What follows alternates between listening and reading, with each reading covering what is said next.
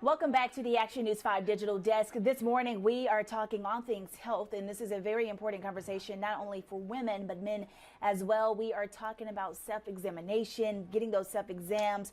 We are talking about getting mammography, those exams that are all essential for your health. And Justin, St. Francis actually has extended hours for you to go and to get that exam, and that is a huge topic here. We are bringing in our friend Todd Guthrie to join us and talk more about the significance of this. His title is the Director of Radiology at St. Francis, Memphis.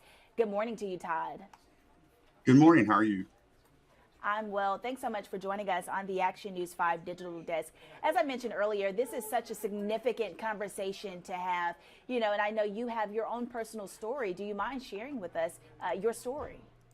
Absolutely. So back in 2003, I felt a lump in my breast. I was doing self checks, and that was concerning to me. So I went to my doctor, primary doctor, and she did some her checks, and she sent me off for an ultrasound and a mammogram, and they found that it was abnormal, both studies. So I took some medicine for a couple of weeks to see if that area would heal. It didn't. I went back, had everything repeated, and they sent me off to a breast surgeon, and I was not even 40 years old yet. So Wow. very concerning. I saw the breast surgeon. She said the only way we're going to know for sure is if we take that lump out and biopsy it and go from there. And that was a hard time in my life. From the start of that process to getting all the way to the surgery probably took about 3 weeks, and just that wait was very emotional time for me because again I've been in imaging my whole career for 32 years, and I knew male breast cancer happens. I know it's a lot rarer than female breast cancer, but I also knew if it was breast cancer, there's a high risk of it spreading before I get to know it. So Yeah. I would recommend everybody do their self checks, guys. If you have spouses or significant others out there, I would recommend that they push you to do your self checks. And when you go to your primary care physician, make sure your doctor's checking your breast too, because we know 1 in 8 women will get invasive breast cancer in their lifetime. What they don't talk about is about 1 in 726 men will get breast cancer in their lifetime. So it's scary. So I would encourage everybody to stay proactive, get their screenings, and then just follow up with your doctor if you feel anything abnormal. Yeah, Todd, when I have this conversation with others, and something that I typically hear is, getting that exam saved my life. I'm so glad that I did. I took that step. Do you have that same sentiment? Absolutely. And we do know that early detection is key. The sooner we find anything wrong, the better we can treat it, and the better the outcome is and the survival rate. So, absolutely. Yeah, and the significance here in this conversation, we were talking about the extended hours that St. Francis is offering now. Can you elaborate on that for those of our viewers who are listening this morning, and maybe they want to go Oh. ahead and schedule that appointment? What can you tell them regarding that? So, what I would say is we're going to try something a little bit different for Breast Cancer Awareness Month. We're going to have mammography Mondays at both the Memphis and the Bartlett campus. At Memphis, it'll be October the 6th and the 20th from 3:30 p.m. to 6:15. And at the Bartlett campus, it'll be October 13th and the 27th from 3:30 to 6:15.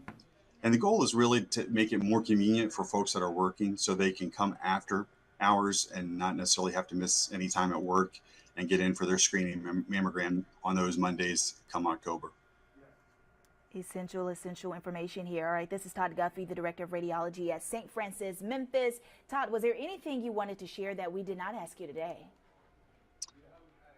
Now, again, I will say we all probably know somebody that's dealt with a cancer diagnosis, right? So it is a big deal. I will tell you, I've seen it seems like cancer's hitting younger and younger. So Mm-hmm. please do your self checks. Please see your primary care doctor for your annual physical, and get those screenings and just stay healthy. And we hope we don't have to see you, but we're here if you need us. I love that. And actually, I'm glad that you hit on that when you talked about age, because when you have these conversations with some people, they're like, oh, I'm young. I don't have to worry about this now. I can put it off until later. But is there an age bracket here that you should go and get checked? Or, I mean, who's the audience here? Yeah, I think the standard is still 40 and older unless you have a family history of breast cancer. So if you're younger than that, follow up with your primary care doctor, talk to them, get their recommendations. And again, if you feel anything abnormal, go get checked. Don't assume it's going to go away. And guys, please, please, please make sure that you're included in this because, again, male breast cancer, we don't like to think about it, but it does happen. And the longer we let it go, the worse the outcome is. So just stay proactive on your health and be healthy. Todd Guffey, Director of Radiology at St. Francis, Memphis, joining us on the Action News 5 digital desk. Thank you so much for the important tips, the important information that we all need, and I know our viewers appreciate it. Thanks so much. Thank you. Have a good day.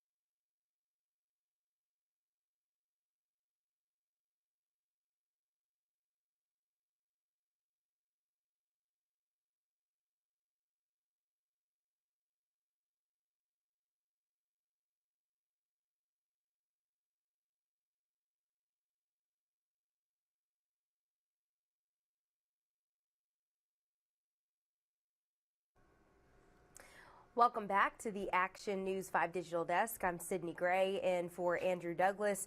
Thanks for sticking with us. Always wonderful things that we are talking about here on the Digital Desk. And today I've got a special guest. So joining me this morning, of course, is our good friend with I was about to say the wrong thing. Shelby Smith. She's with us all the time here on the Digital Desk. Shelby, how you doing this morning?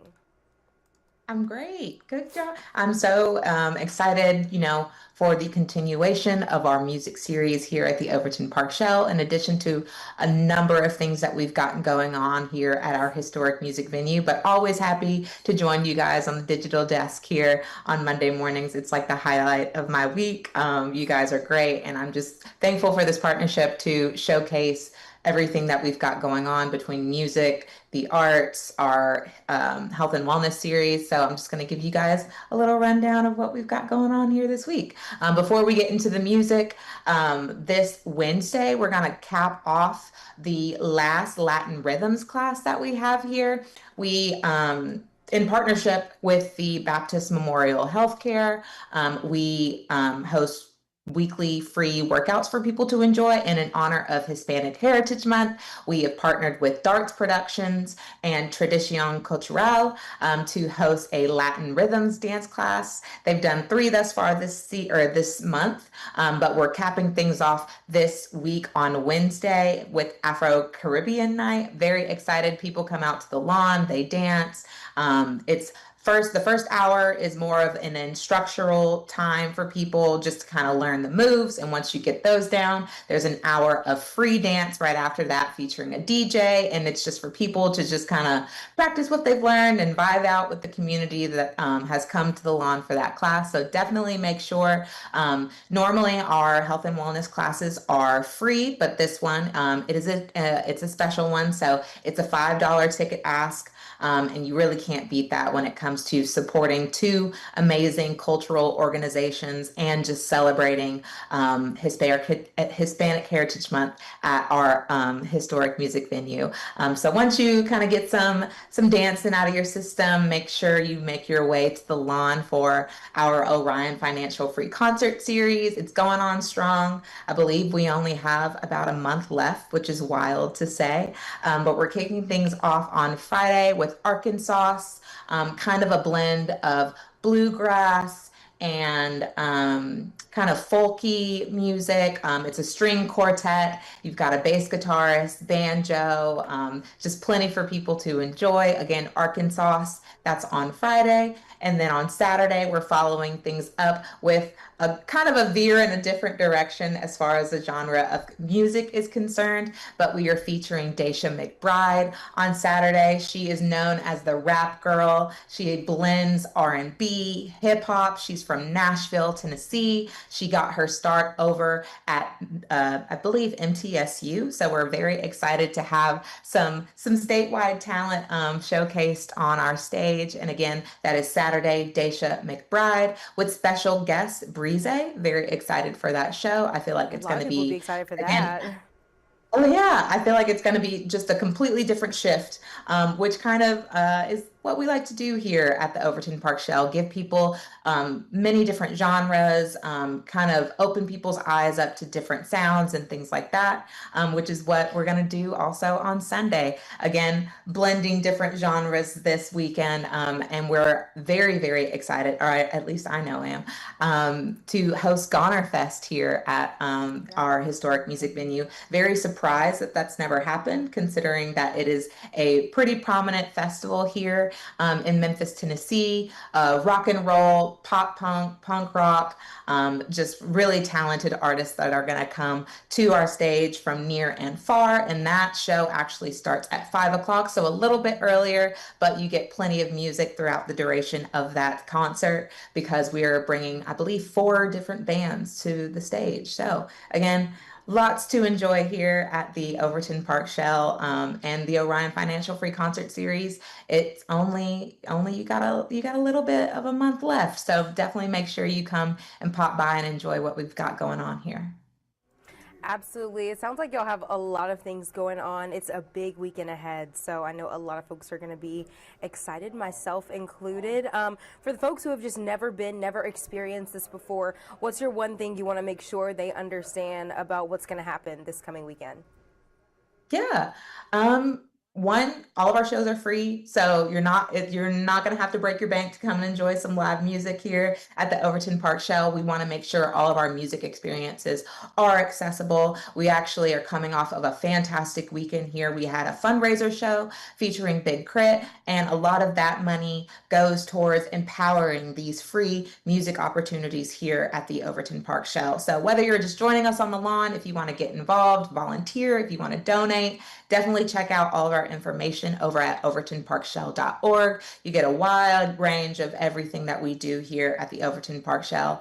And, just be excited to, I guess, dive into the different genres here that we are featuring on our stage and open your mind. You might not know the artists, you might not particularly gravitate towards that genre, but you never know what you're going to get into here at the Overton Park Shell, and you're definitely going to leave with a great experience. So again, overtonparkshell.org is where you're going to find all that information, and we're excited for people to come and join us as we close out the series the following next few weeks.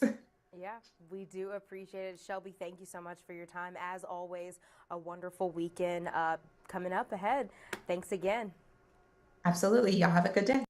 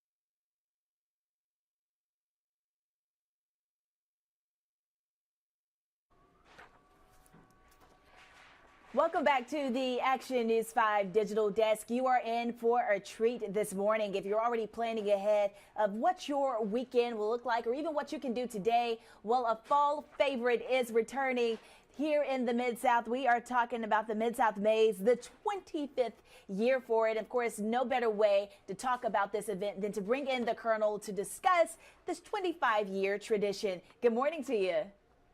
Good morning to you. Glad you had me. Glad to have you here. I see you're already in the mix here. We talk about how this is just a fall favorite. So many people look forward to it. What should they look forward to for this year? Well, we've been doing the same thing for a long time, which is hard to say for so many events, but it's very basic in its principle, then that we have a large maze cut into a cornfield. It's a 10-acre labyrinth. There's questions all throughout the field. If you get the question right, it'll lead you down the right path. If you get the question wrong, you might get a little lost. And what type of questions are we talking? We're talking Memphis trivia, corn and agricultural trivia, pop culture trivia. We mix it up. So if you've seen some questions in the past, we might have some new ones out here for you this year.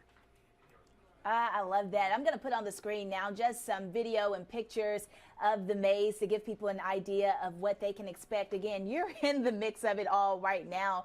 What do you hope people, what do you think they'll be the most excited about, or what should they look forward to? Well, we've got some great corn this year, and that's what it's really all about. The corn's nice and tall and green, and in spite of the drought, we have an irrigation system, so we're able to water it through that lack of rain that we had, and the corn's nice and tall. The deer are loving it. We got all kinds of wildlife out here, so it's just a great thing to do with your family, to not be sitting in front of the TV or your phone. Just get outside and enjoy the weather. I love that. This definitely is a family-friendly event. You can bring out the entire family and everyone will have some fun. Outside of the maze, I know you said there are some other things that you can do. I know there's some twists and turns. You can have a bonfire. What else? Yeah, we have a hayride and a bonfire on a family nights in October. That's free. Free hayride and bonfire where you can do s'mores. Of course, Friday and Saturday nights in October, the maze becomes haunted. So we have monsters jumping out of the corn at you. And if you feel so inclined, you can come out Friday and Saturday nights and see if you're as brave as you think you are. I'd probably be no good. I just jumped at this monster behind you, I should say, but you're a natural. It didn't faze you at all. Oh, is there something back there? You see that? Oh. See, you're a natural. I'd be running all over the place. Okay, before we let you go, we got to get people there, right? So let's talk logistics. Let's talk parking, tickets, where they can go so that they can come and get in on the fun. Absolutely. We are located at the Agri Center, which is on Germantown Road and Walnut Grove Road, right adjacent to Shelby Farms Park. The parking is free, so free parking, and you can get your tickets online at our website at midsouthmaze.com. We have, different family packages, and we have just individual tickets on there as well. So everything's available online, and we're just right here in the heart of the city, so it's real easy to get to. All right, so if you're looking for a family activity or maybe a school trip or even a date night, this is a spot for you. The Mid-South Maze joining us again for year 25. So much fun to be a part of. All right, this is the Colonel joining us on the Action News 5 digital desk. Was there anything you wanted to add or share that I did not ask you today? I think we got most of it. We're just looking forward to having another great year. And I know the customers that we've had look forward to it year after year. Every year the design changes. So it refreshes itself, and it's new and a new puzzle each year. So we look forward to having you all. All right, sounds good. That's the Colonel joining us on the Action News 5 digital desk. Have a great day, okay? All right.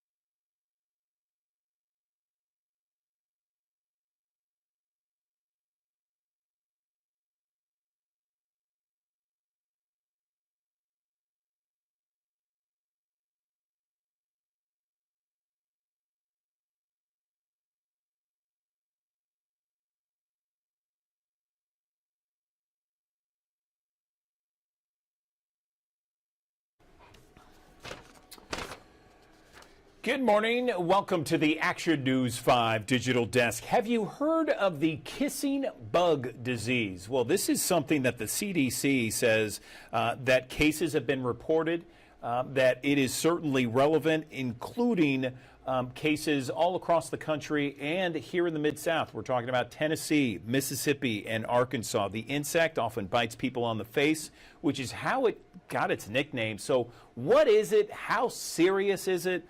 What can we do to prevent it? Joining me on the Action News 5 Digital Desk, our friend Dr. Anna Yang at Regional One Health. She's an emergency medicine primary care physician joining us to talk about this kissing bug disease. And Anna, I got to be honest, I haven't heard of this before. Tell me how long it's been around. How serious is it? Good morning. Good morning. Thanks for having me. So yes, the kissing bug disease, or the Chagas disease, which is what many of the kissing bugs carry, has actually been around for a long time. And it's been in the US for a long time as well, just not as many cases. It was actually a disease primarily of South America, Central America, and Mexico. So we didn't see it very much in the US, but it seems like gradually over time, this kissing bug has gradually moved its way up north and is coming into the United States. It's still primarily a disease of the southern area of the United States, but we are seeing a few scattered cases now here, further north in the US as well. Yes, that is a photo of what the kissing bug looks like. Size-wise, it's just a little bit bigger than a penny. There are a couple of different species here in the US, but yes, that is exactly what they look like. Nasty, I just got to say. Not fun to look at. There it is. And in relation to a penny, you're absolutely right. So deadly Chaga disease. So how serious is this? So if we were to get bitten by one of these bugs, what happens to us? So the kissing bug bite isn't actually what infects you. So kissing bugs, like a lot of other bugs and insects, want to drink blood. This is how they get their nutrition. So they're looking for you or your dog or some sort of other animal that they can bite and drink blood from. Now, it's not the mouth that they're transmitting the disease from, though. Some of these kissing bugs, after they drink the blood, they then poop. And it's then their poop, which carries the parasite in it, the Chagas disease, that then gets into the wound that they bit you from, or potentially if it's on the face, maybe into your mouth or maybe into your eye, when you rub your face. These bugs are most active at night, so they're often biting people when they're asleep. And so, if you roll over in the bed, kind of irritate your face or rub it or something, that poop left over from the bug can get into something, some hole, some wound, some eye or mouth or something in your face, and then cause the infection. Most people who get the infection are still okay. Most of the time, within a month or a month and a half, they might develop some vague symptoms, some mild symptoms. Some people even have no symptoms. Rarely do people have really severe symptoms that affect their heart or their brain. And it does kill people, but not very often. Now, that's the acute phase. Now, the chronic phase, though, affects up to maybe a third of these people. And the chronic phase, can take many, many years to begin, but this can involve issues with their intestines and their heart long term. And I've actually seen some of these long-term effects of Chagas disease back when I used to work in Texas, where there's a lot more of these cases than there is here in Tennessee. Wow, okay. Man, lot to discuss there. Bug feces, among other things. Certainly, I wasn't expecting that, Anna, but listen, you're giving us the straight truth, unfiltered here on the Action News 5 Digital Desk. We appreciate that. So you said in those rare instances it could be fatal, but generally it's other symptoms are what? Fever, that sort of thing?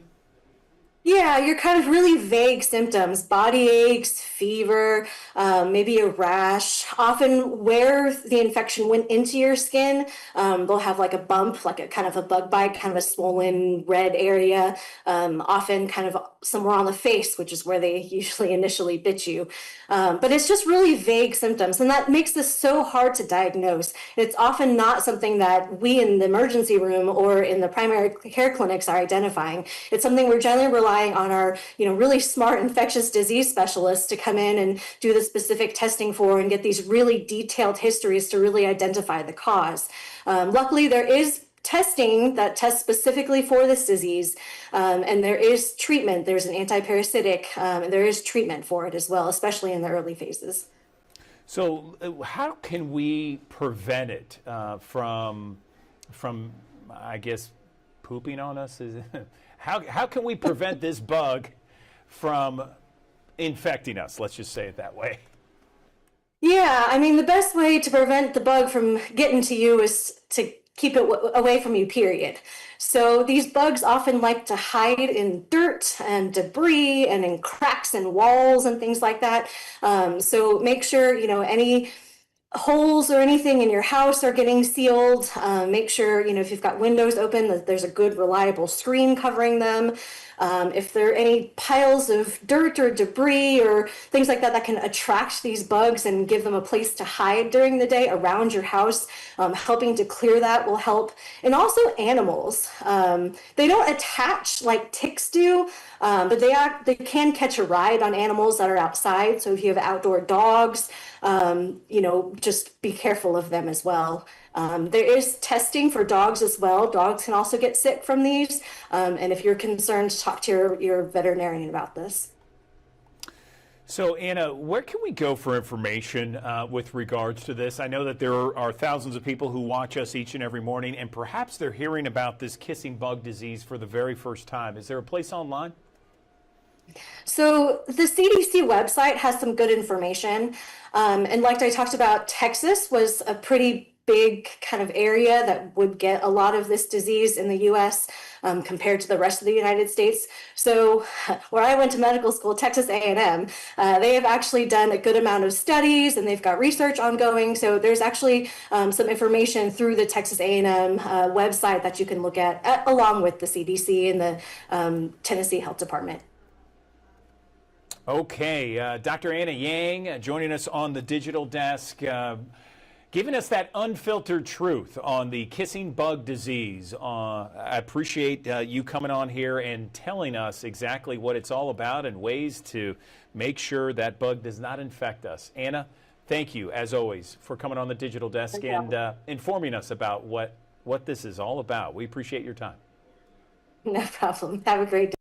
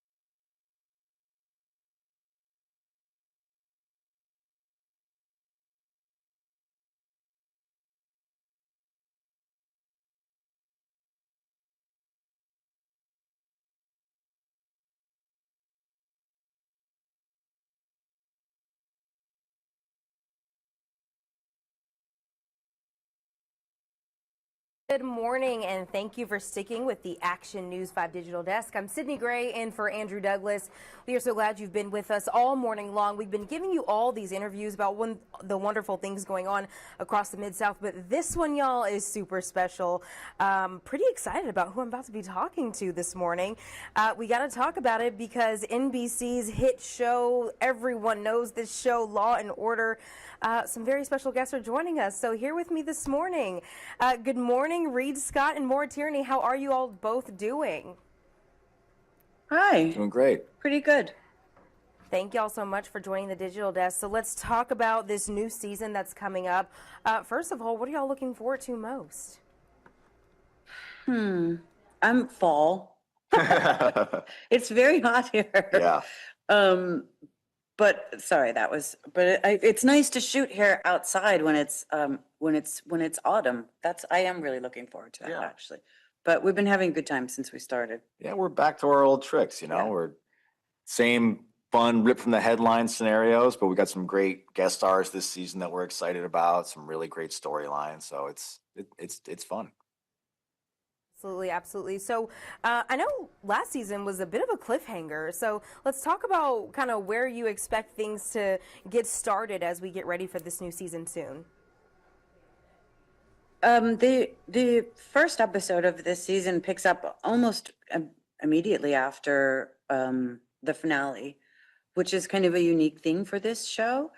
So there's still a lot of mystery surrounding what happened, and throughout the whole first episode is about our characters, the cops, part sort of investigating and trying their best to be diplomatic about it because they suspect that Maroon might be involved, but committing to getting to the bottom of what happened. I want to ask y'all, what do you think keeps people hooked on Law and Order for all of these years? I mean, it has been going on for so long, but no matter how long the time goes, people love this show. I mean, the seasons have changed, casts have changed, but folks are always coming back. What do you think brings them back to this show? I do think it's, as you said earlier, it's a unique format. Mhm.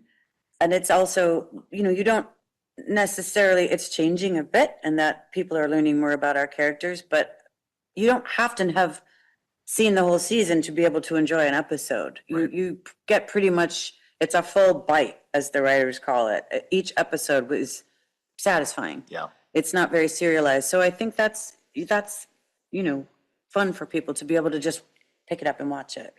There's a lot of story that they pack into each episode, you yeah. know, and I think that bifurcated nature gives you a little bit of both worlds. You get some action, some cop drama, but then you also get that sort of, intellectual courtroom drama to play out. So, like you said, just really satisfying episode week after week.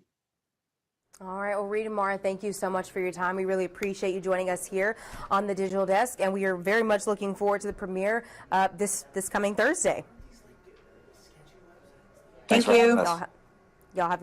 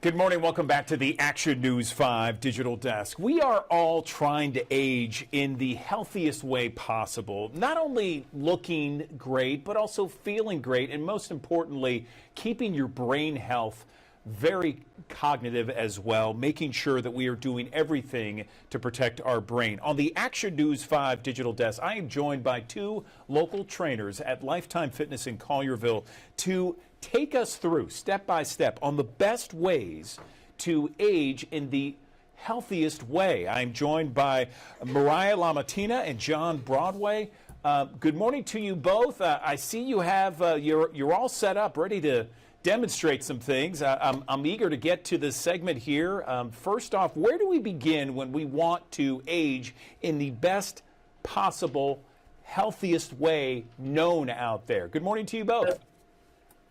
Yeah, so I would say it starts with resistance training. As we get older, we start getting a decrease in muscle mass, decrease in bone density. So one of the biggest steps is starting a resistance training program. You want to look at 3 days a week. 50 minutes is the recommended amount. You want to hit most major muscle groups is what you want to do when you're resistance training. And that's going to help build up those bones, those muscles to help with stability and prevent falls. Okay, so, just for our audience out there, because we have lots of people joining us on the digital desk, resistance training. So spell out exactly what that includes. Yeah, that can look at many different forms. It could be body weight training. It could be bands. It could be dumbbells. It could be weight machines in the gym. So really any type of movement that's going to put your muscle under some type of contraction, that's what we're talking about with resistance training. And you want to look at maybe, somewhere between 8 to 12 repetitions when you are doing resistance training. You don't want to do too much weight. You don't want to overexert yourself because then that could cause other problems as well, such as high blood pressure. So you want to make sure it's a manageable weight that you're lifting. And then you want to do that about 3 sets. And then again, you just want to do that 3 days a week. That's just what the recommended amount is. Gotcha. Okay. And Mariah, I feel like you're about to tell us something, or at least demonstrate something. Let's see it. All of the above. So I guess I wanted to start it with just, if I'm speaking to people who are of all different ages today, in your 20s, 30s, there are things that we can be doing to set ourselves up successfully for a healthier lifestyle. But also if I'm talking to you and you're in your 50s, 60s, 70s, and you're feeling like maybe it's too late and I haven't done anything and I'm already struggling a lot, I just want to comfort you and let you know that it's never, ever too late. The body wants to be healthy. You just have to give it the tools that it needs. So going into that strength training, like John talked about, is really, really good for you. Just starting to move your body in different ways, you're going to start to get progressions and improvements, and you're going to live and feel better as you do that. So that's one thing I wanted to make sure to clarify is it's never too late to start.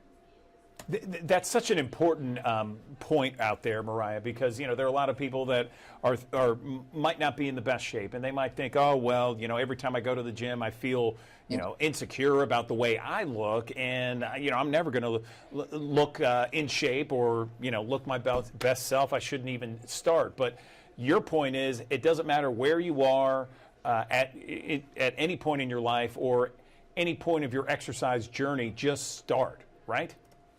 Exactly. I was talking to a client here at Lifetime last week, and she was absolutely dreading aging and getting older. And we joked about it, but it really is truly how she was feeling at that time based on where she is now. She just can't see that projection getting better and better into your later years. So I talked her through it, and she's already making great strides. I've only been working with her about a month. She's improved her strength, her mobility, and her balance and all kinds of things. So she's doing great.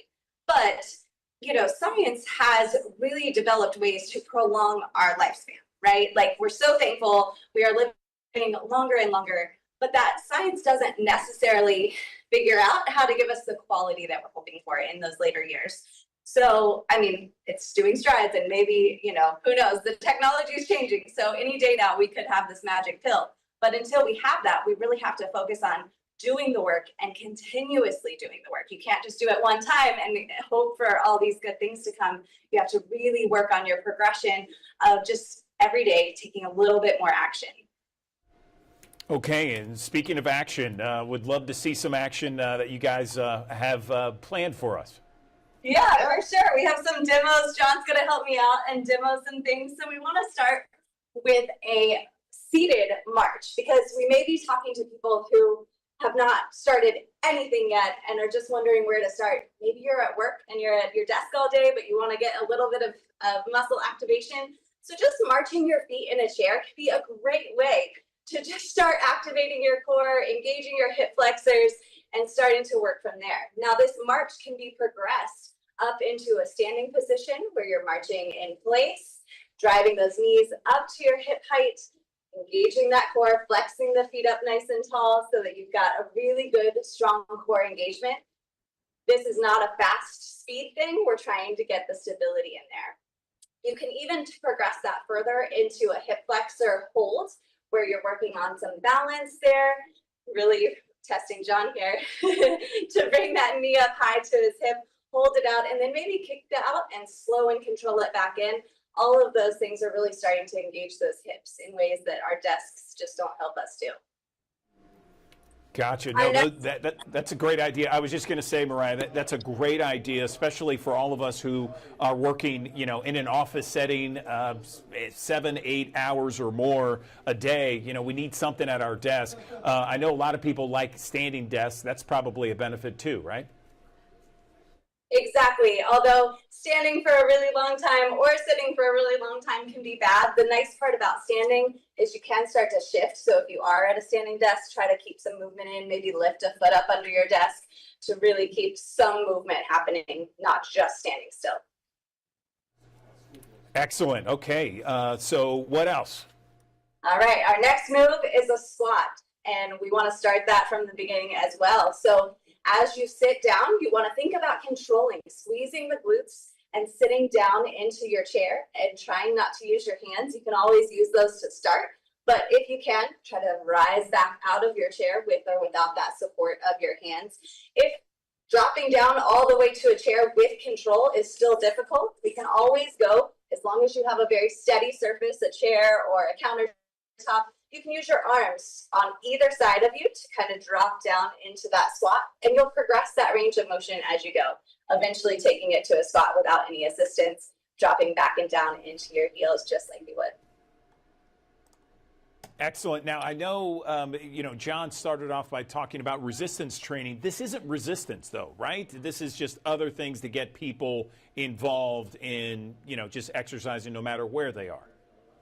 So it is resistance training somewhat because you're using your body weight, but most important with this is really getting those range of motion in your hips, your knees, your ankles, just really simulating those everyday life activities that you're going to be doing. Okay, and you can always add weight to this as well. You could put a dumbbell in your hands and stuff once you have that mobility and the range of motion ready. Excellent. Okay. Well, listen, we want to wrap up here, and I appreciate you guys demonstrating some easy things that we can do no matter where we are. Final thoughts, final comments for our audience out there. Yeah, we do want to talk about a couple of nutrition products that are great for healthy aging. One I want to talk about is creatine. It's our power product. With creatine, this is going to help with your muscle strength. Also, it's going to help with your cognitive as well.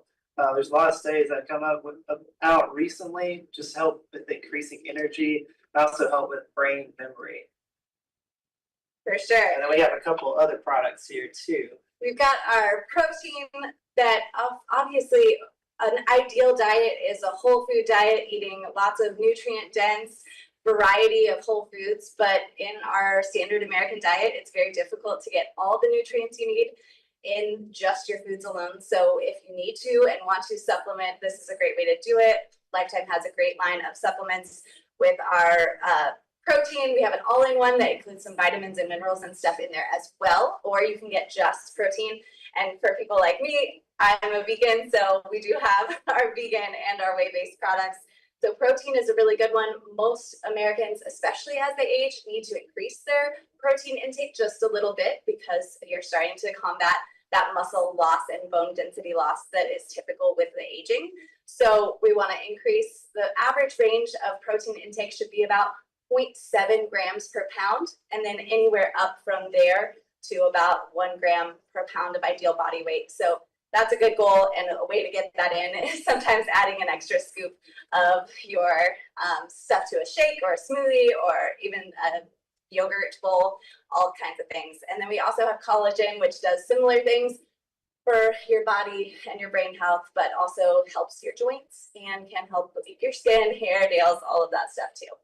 You don't have to be a member of Lifetime to purchase these products. You can go to our Lifetime shop and be able to purchase these as well. All right. Well, listen, John Broadway and Mariah LaMattina, thank you so much for joining us on the Digital Desk. And I know that the thousands of people are watching right now. They're going to want to go back and look at some of the different things you mentioned, you talked about, you demonstrated, because there's a lot of valuable information here in this interview. We really appreciate you guys coming on the Digital Desk. Thank you so much for taking the time. And we look forward to the next time you join us. Thank you. Thank you so much.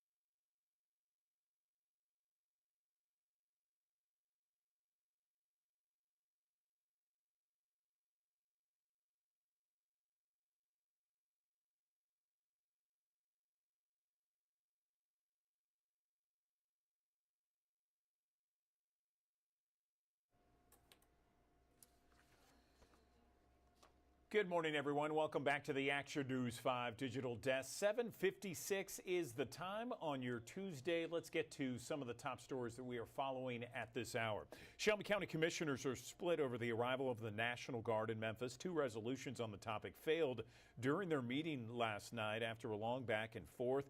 The first outlined guidelines for the National Guard.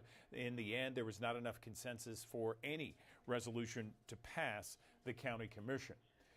Let's talk now about the City Council, because the City Council are expected to vote on a resolution. The members are on a resolution against the National Guard during their meeting later today. They announced plans about the resolution, pointing to a drop in crime and concerns about the safety of Memphis. Some Memphis City Council members were not at the press conference last week, so it's unclear if all are behind this resolution.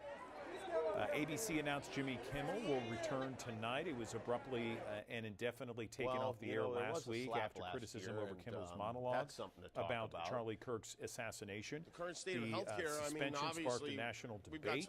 Spokesperson for Disney, which owns ABC, said it suspended the show to cool tensions over the comments, and they felt that Jimmy Kimmel's comments were poorly timed and insensitive. That's a big part. Let's talk now about Turning Point. The Turning Point chapter at Ole Miss says Brylan Hollyhand will speak on campus next Tuesday. That's September 30th. He identifies himself as a Gen Z political commentator.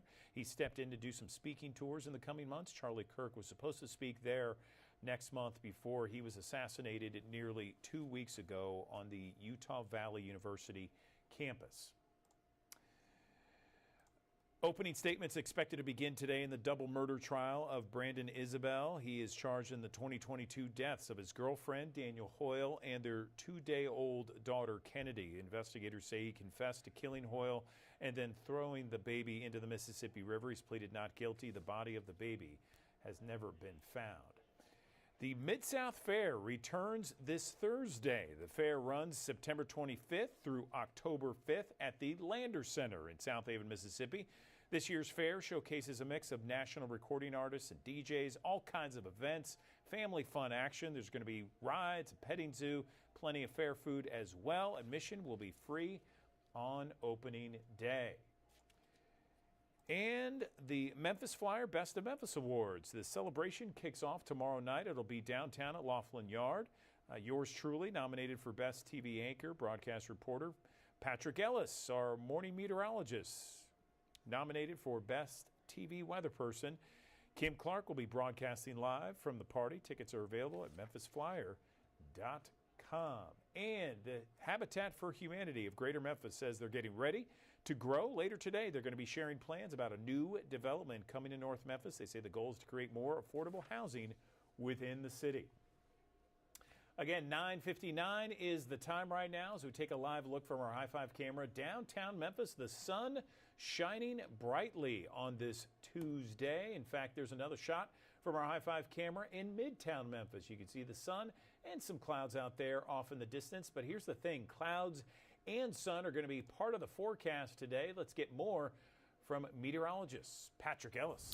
Thanks for joining us here on the Action News 5 digital desk here on a Tuesday morning, which will feature a wide range in expected conditions here across the Mid-South. Temperatures will run up into the middle to upper 80s here in the city of Memphis, but it depends on where you are, how things will play out as we go through the course of the day. It's all thanks to a stalled out frontal boundary that will help to facilitate better chances for rain and storms across northeastern Arkansas, southern Missouri, into West Tennessee throughout the majority of the day. The farther south that you go, the less of a chance for rain that you will see, and the warmer the temperatures will likely lie throughout the majority of the day.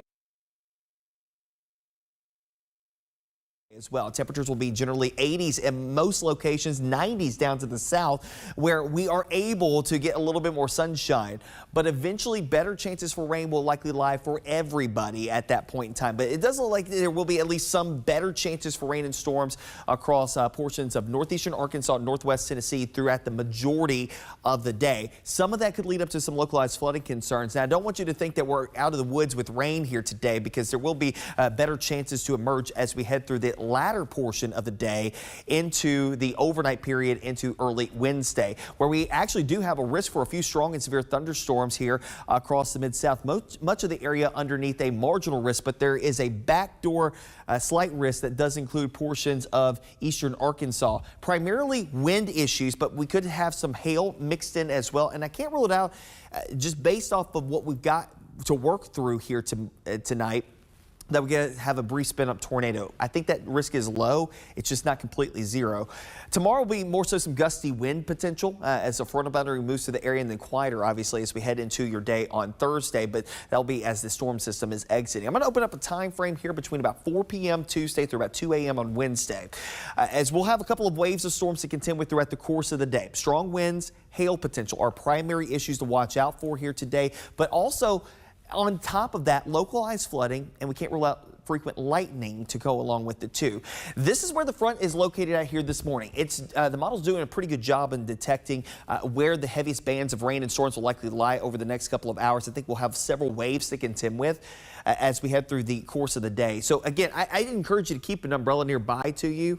The farther south that you are, the majority of the day will likely be dry, but I want you to look out to the west. This may be what heads in your direction as we head through this evening into the early morning hours of your Wednesday. So waves of showers and thunderstorms on the way overnight tonight, early tomorrow morning. That will continue for the morning commute for some of us into the afternoon hours. Several waves of scattered showers and rumbles of thunder to take us through your Wednesday before this area of low pressure, which is winding through Missouri and northern Arkansas into the early hours of Thursday, starts to scoot off to the east, and eventually that will help to bring us some better weather for the end of this week. How much rainfall could we see? I think there's going to be a pocket here. This is the next 3 days, just so you know, an additional 1 to 3 inches of rainfall across this area. This is that highlight area that we were just talking about that really won't move all that much throughout the course of today. So the vast majority of the rain that we get here will likely happen throughout the course of the day in this area. The farther south that you are, not as much, but there is another band of heavy rain that could form across the Highway 6 corridor. That would likely come from tonight's rain into the early hours of your day tomorrow.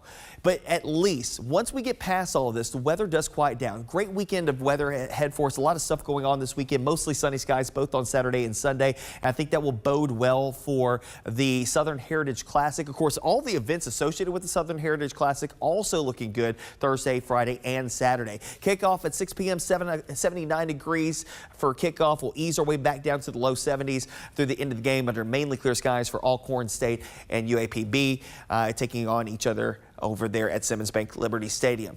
The extended forecast, 87 the high today. And again, it's not a one-size-fits-all forecast. I want to re-emphasize that. It's not a one-size-fits-all forecast, but where we do have active weather, okay, it could be heavy rainfall, the potential for some strong storms. Tonight, we will all have a better chance for seeing showers and storms that will roll us into your Wednesday. Cooler air begins to filter in behind the front as it gets pushed down to the south. Our weather does begin to improve, though, as we head through the course on Thursday. I think we start off with clouds, maybe a few lingering showers. At the end of the day, we'll end up with some sunshine, a mixture of sunshine and some clouds on Friday. Great weather for the weekend. Low humidity as well. That will likely roll us into next week as well. Maybe a small mention of a shower here or there with a weak disturbance by Tuesday, Wednesday, but most spots will likely remain dry.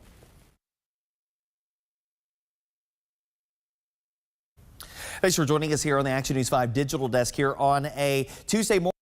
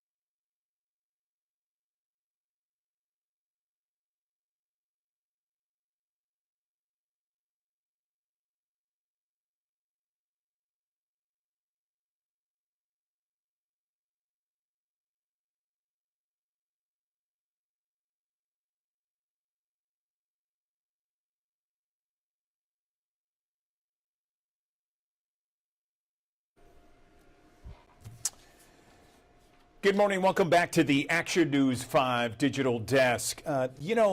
Health problems and health issues happen all the time to all kinds of Americans every day of every year. But sometimes when certain health issues happen to certain people, they can shed a bigger light, a bigger focus on some of the issues associated with it to make people more aware of their health and their health journey.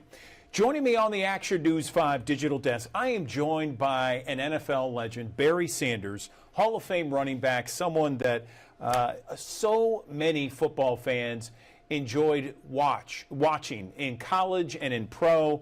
And here he is joining us now on the Action News 5 Digital Desk. And Barry Sanders, so great to have you with us and talking with us about not only football, because I'd like to get into that just a little bit, but I want to begin with a little bit about your health journey and something that happened last year that happens to so many of Americans. I understand you had a heart attack. Can you take me through what happened and where you are now? Good morning. Appreciate it. Good morning, Andrew. Yeah, for me, it was a little bit over a year ago. I woke up. I had sort of a mild sort of burning feeling in my chest. I assumed it was heartburn or something like that, or something I ate or whatever. I just kind of tried to shake it off. And then just after it persisted most of the day, I drove myself to the emergency room. And then they proceeded to run tests on me. And they discovered that I had had a heart attack. And so I didn't know anything about high LDL-C or bad cholesterol, anything like that. But that's how it presented itself in my case, and many cases are different. And so yeah, it kind of led me on this journey. Were there any symptoms leading up to it, Barry? I mean, what was it like prior to, maybe a couple of days before, the night before? Not that I can recall. I don't remember there being any symptoms in my case. Like I said, everyone's different. That's why I encourage people certainly to have that conversation with their doctor about LDL-C or bad cholesterol. The only way to find out about your LDL-C is to talk to your doctor and get tested.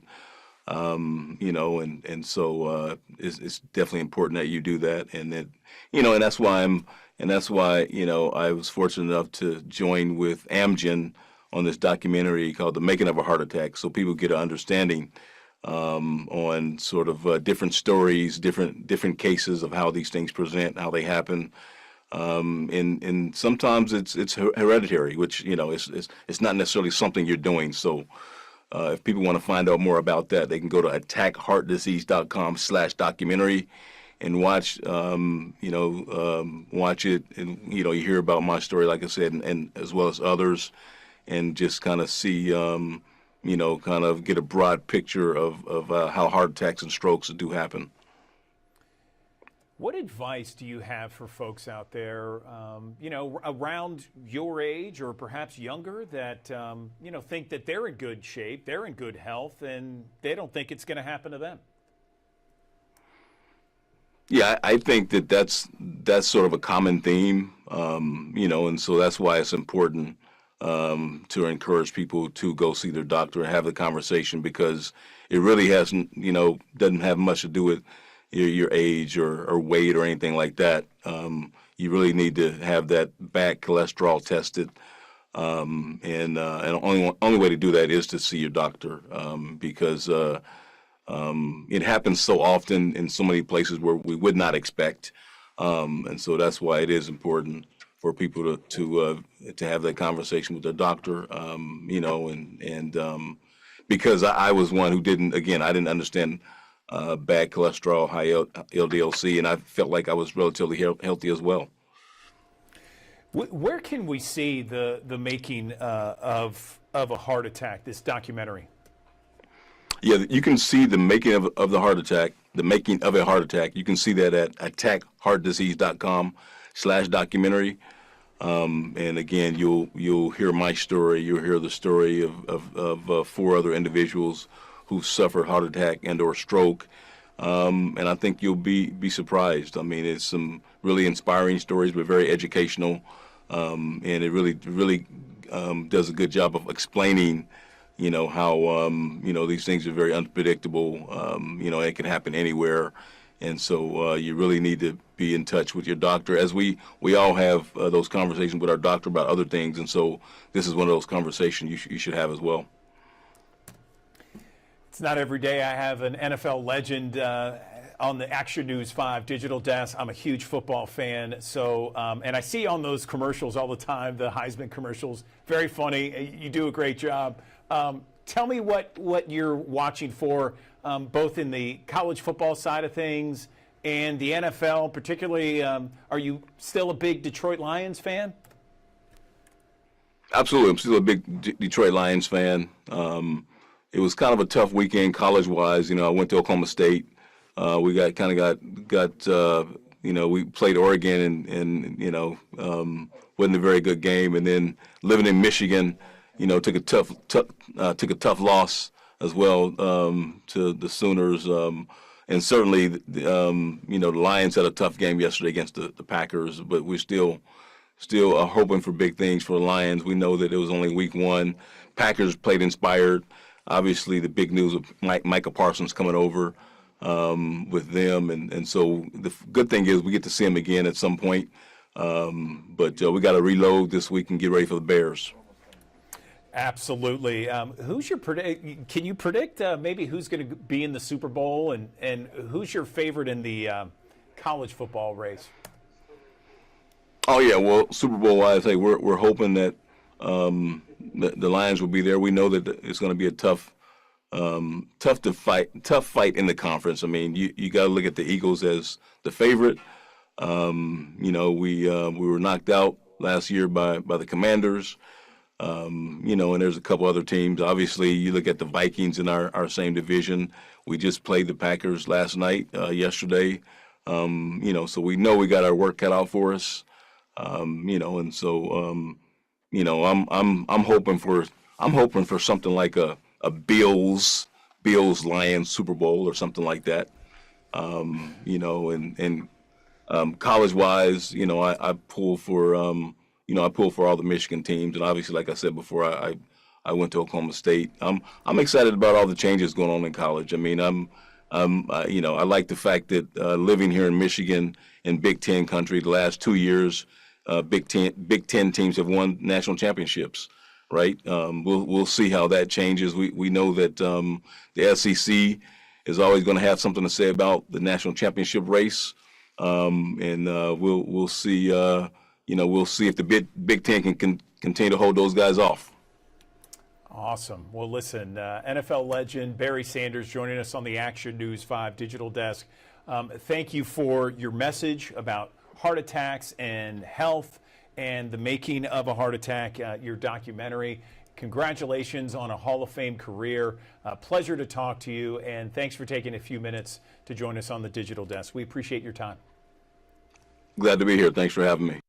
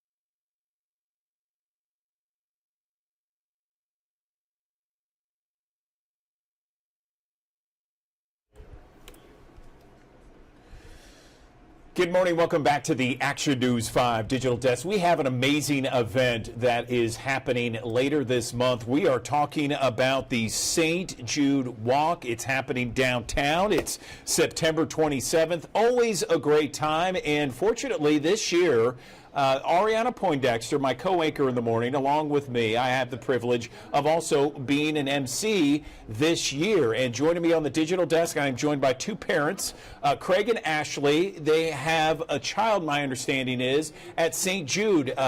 Good morning to you both. Tell me a little bit about your situation.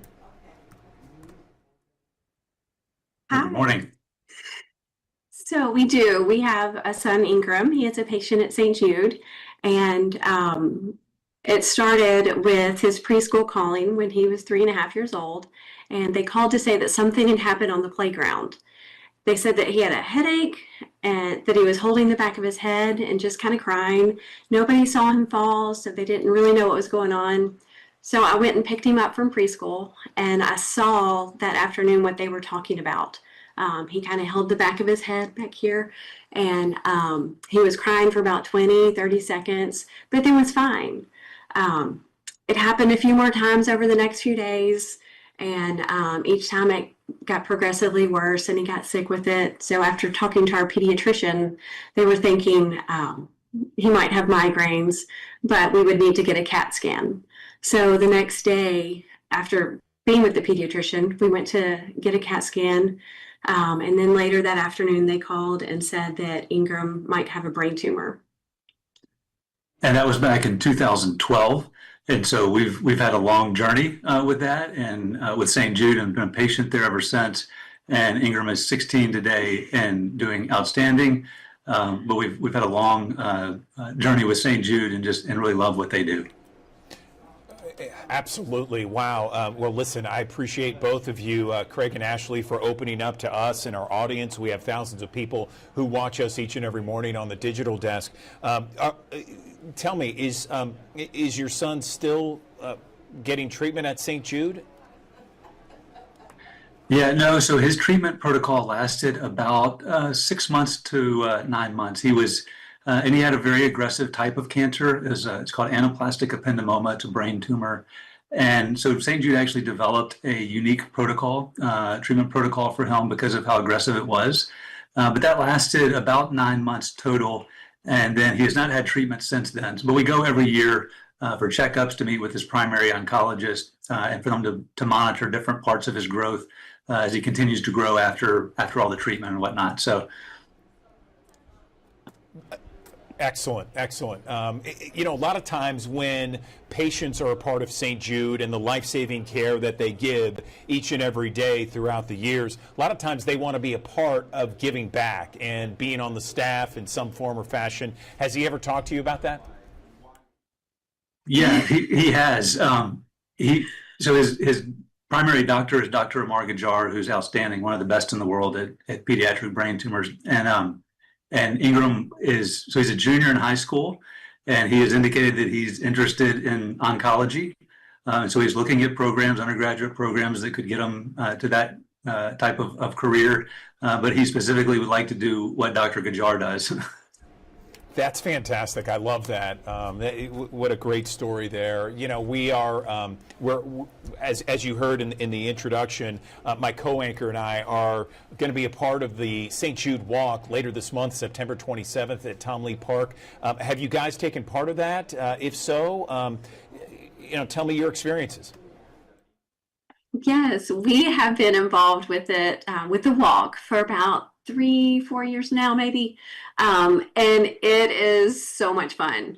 The people who come down for the walk, I feel like it's almost a version of a family reunion because people just do it year after year after year.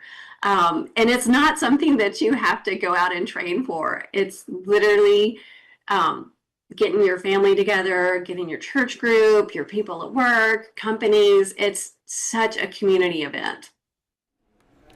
Yeah, I agree. I enjoyed it when I was a part of it a couple of years ago. It's almost like a celebration. You know, it's a celebration of not only having a gem like St. Jude Children's Research Hospital in our backyard, but also just a celebration of the life-saving care they give throughout the year for so many thousands of families, not charging families a dime.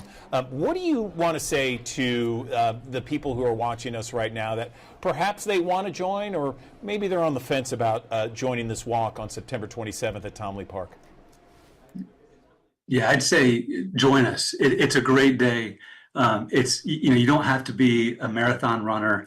You can come out and walk. Some people run fast. Some people go slowly. It just depends. You can do whatever you want to do. It's a day of celebration. And I would just say, look, childhood cancer sucks. There's not a real eloquent way to say that. But what St. Jude does is amazing. And we have in downtown Memphis, you have a team of people who are changing the way the world understands and treats cancer.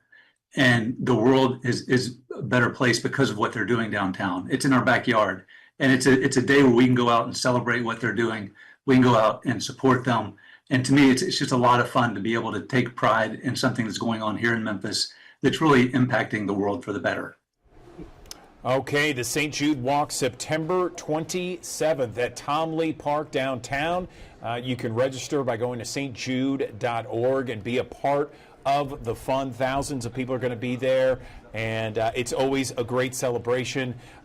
Craig and Ashley, thank you for coming on the Digital Desk, talking about your story. God bless you and your family, and I look forward to seeing you on September 27th at Tom Lee Park downtown. We appreciate your time this morning. Thank you very much for having us.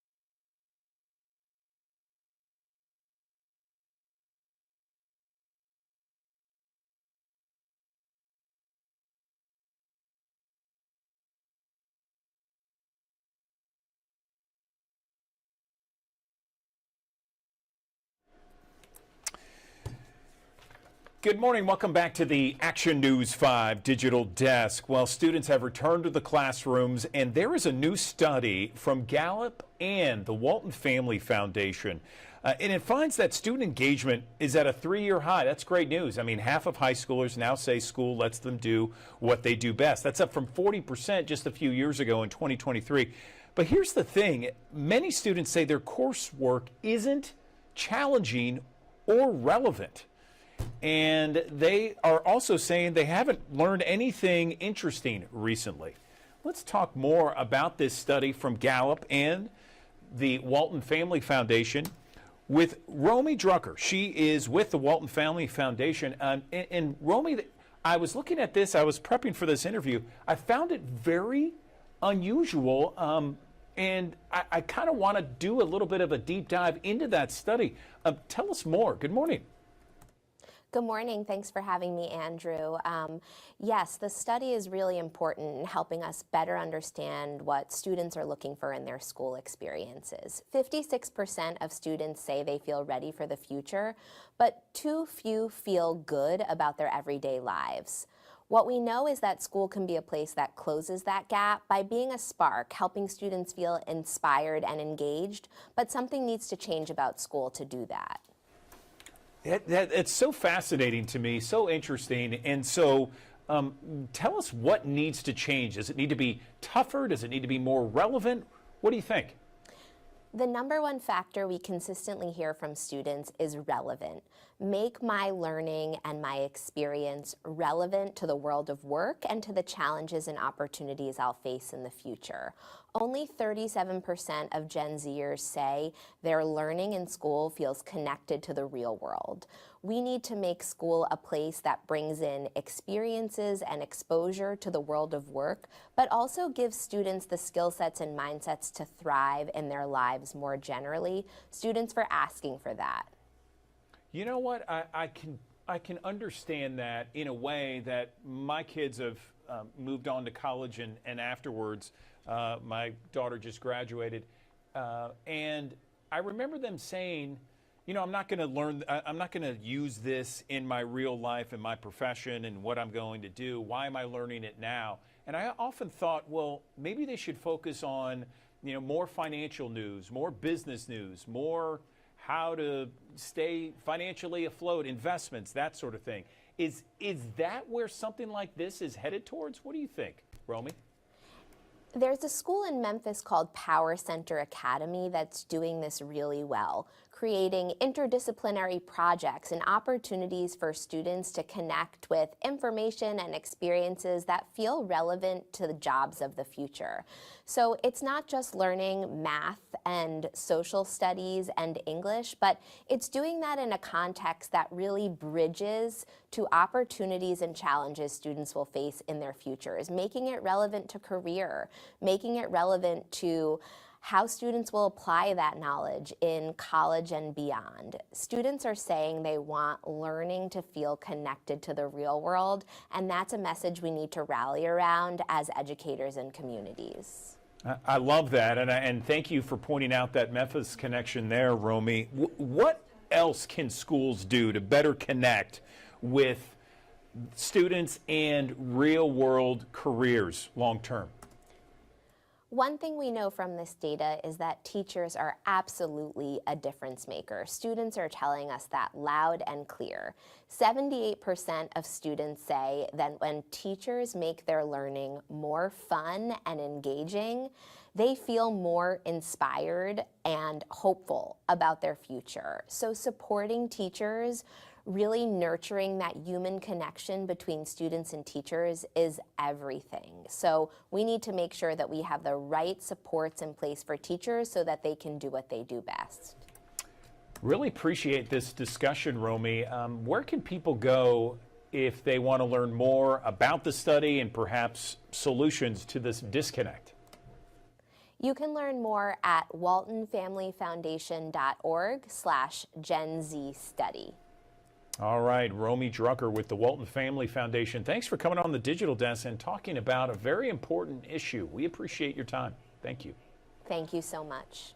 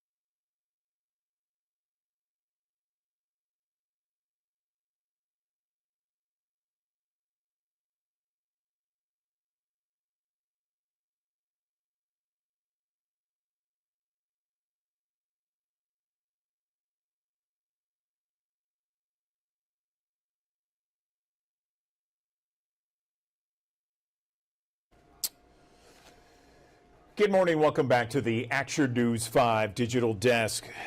Loneliness and veterans' suicidal thoughts, well, they are on the increase. According to the Wounded Warrior Project's latest warrior survey, more than 1 in 4 wounded warriors, had suicidal thoughts within the past 12 months. Research shows that strong social ties not only improve quality of life, but also serve as a critical protective factor against these kinds of things. How is mental health among our veterans? It's so important to check up on them. Joining me on the Action News 5 Digital Desk, I'm going to talk more about this topic with a couple of people. I have Jacob Narowski. He's an Army veteran. He's a warrior there.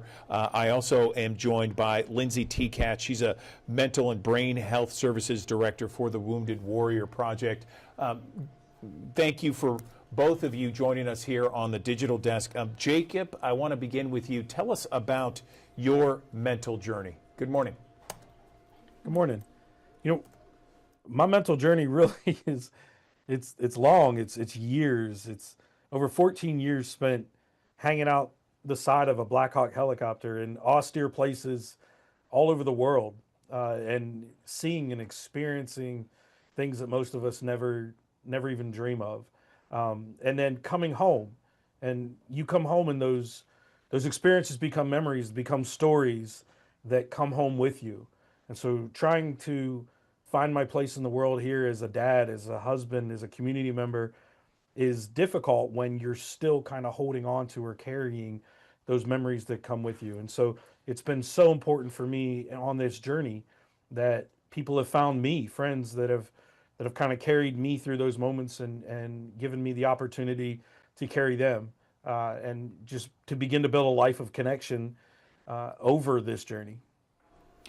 Well, first off, I appreciate everything that you and your family have done for this country, what you've sacrificed, because there's so many veterans that sacrifice so much to defend what this country stands for overseas. How important was human connection to your overall recovery, Jacob? Human connection for me, and like for so many other veterans, is absolutely vital. There has to be somebody that tells you when the demons are lying, as I sometimes say. You have to have people around you that can remind you of your worth, remind you that you're important, that you still have a mission, that there's still more for you to do. And so for me, having those brothers and sisters nearby and having those check-ins has just been absolutely vital. And then learning that I can be the one checking on them as well. Lindsay, I want to thank you, Jacob. Lindsay, I want to talk with you. And listen, Wounded Warrior Project, it is such an amazing organization. And thank you for all that you do for all the veterans out there. You work specifically in the mental and brain health services. Tell me, when it comes to the biggest challenges that veterans face, what are some of those big challenges out there? Yeah, great question. So if you take when somebody's transitioning back into civilian life and you look at some of those challenges, you have a situation where somebody was in a very structured environment. They had a support system built in of folks that were like-minded, that they can relate to and are doing the same things. And they had a clear sense of mission and purpose. And then that disappears. They then start to transition out. They lose that sense of purpose. They lose that sense of mission while they're trying to navigate, where are my benefits? What is my family dynamics, my financial situation? What's going to be my next job? And that can be a very overwhelming time for a veteran. And they may also be experiencing, symptoms of PTSD on top of that. And so having connection during that time is going to be so critical. Having that support system of like-minded individuals that might be going through it with you or that have already went through it and can help shepherd, or as Jake said, be the one carrying you. You mentioned our survey. Our survey showed that for wounded warriors who had listed isolation or that lack of connection as a symptom that they were experiencing, they were 3 times more likely to have had suicidal thoughts in the past 12 months.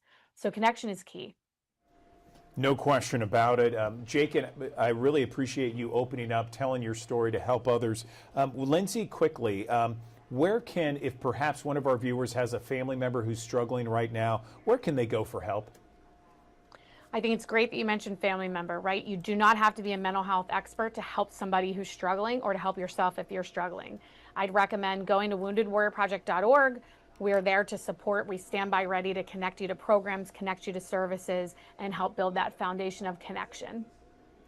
All right, Jacob and Lindsay, we appreciate your time here on the Digital Desk. God bless you both, and thank you for your time.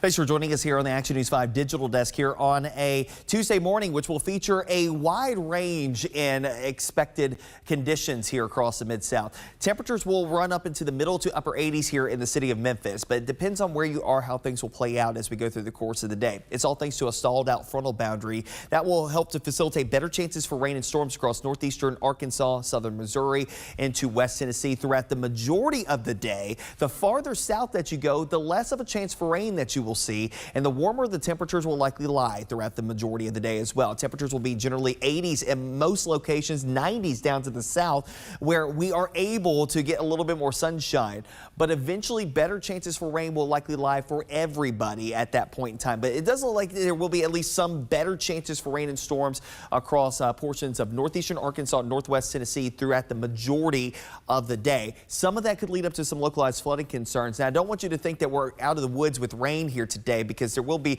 better chances to emerge as we head through the latter portion of the day into the overnight period into early Wednesday, where we actually do have a risk for a few strong and severe thunderstorms here across the Mid-South. Much of the area underneath a marginal risk, but there is a backdoor slight risk that does include portions of eastern Arkansas. Primarily wind issues, but we could have some hail mixed in as well. And I can't rule it out just based off of what we've got to work through here tonight, that we're going to have a brief spin-up tornado. I think that risk is low. It's just not completely zero.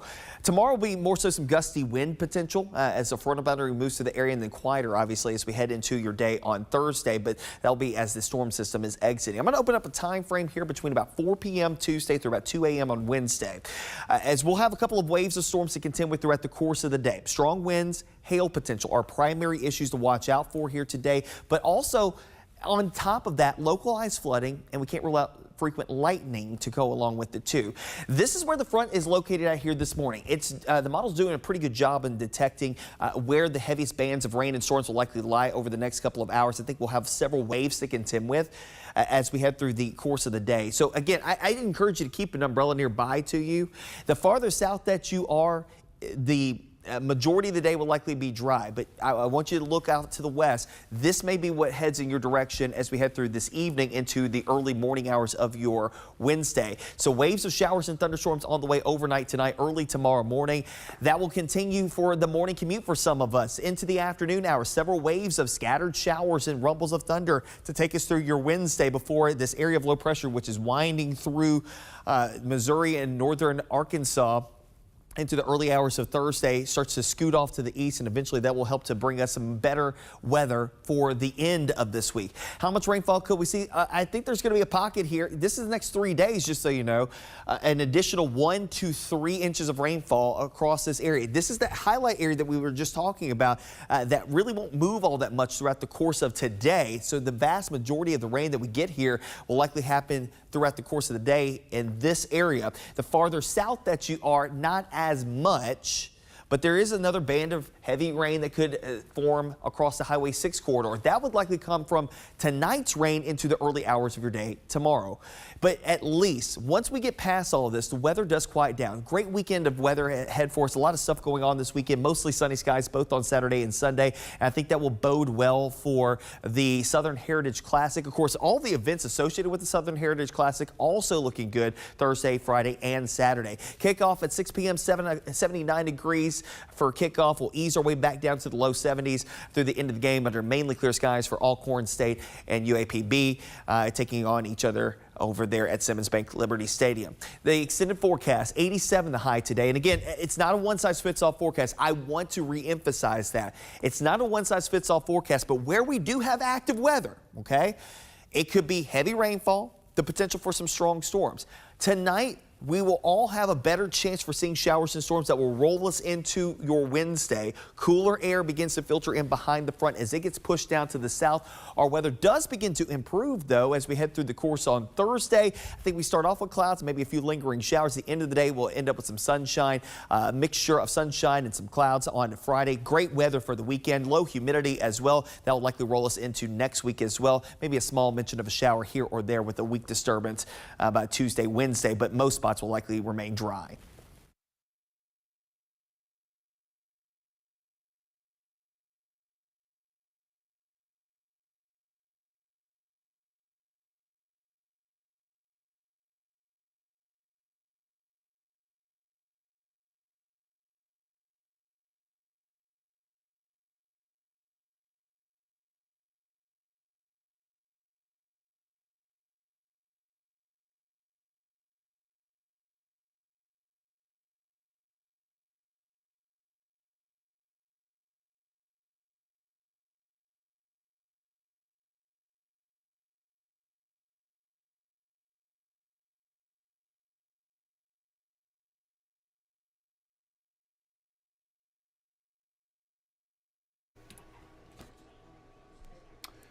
Good morning, everyone. Welcome back to the Action News 5 Digital Desk. Well, we are about to embark on a familiar time during the year. Fall, we got football going on, classes are back in session, and rapidly approaching is the NBA season that kicks off in late October. We got to get hyped for the NBA season, and your Memphis Grizzlies joining me now on the Action News 5 Digital Desk. We got Carly Lyons. She is Director of Promotions, Retail, Regional Marketing for the Memphis Grizzlies. And I love getting hyped for the Grizzlies, the season ahead. And wow, you are going to be all over Memphis and the Mid-South.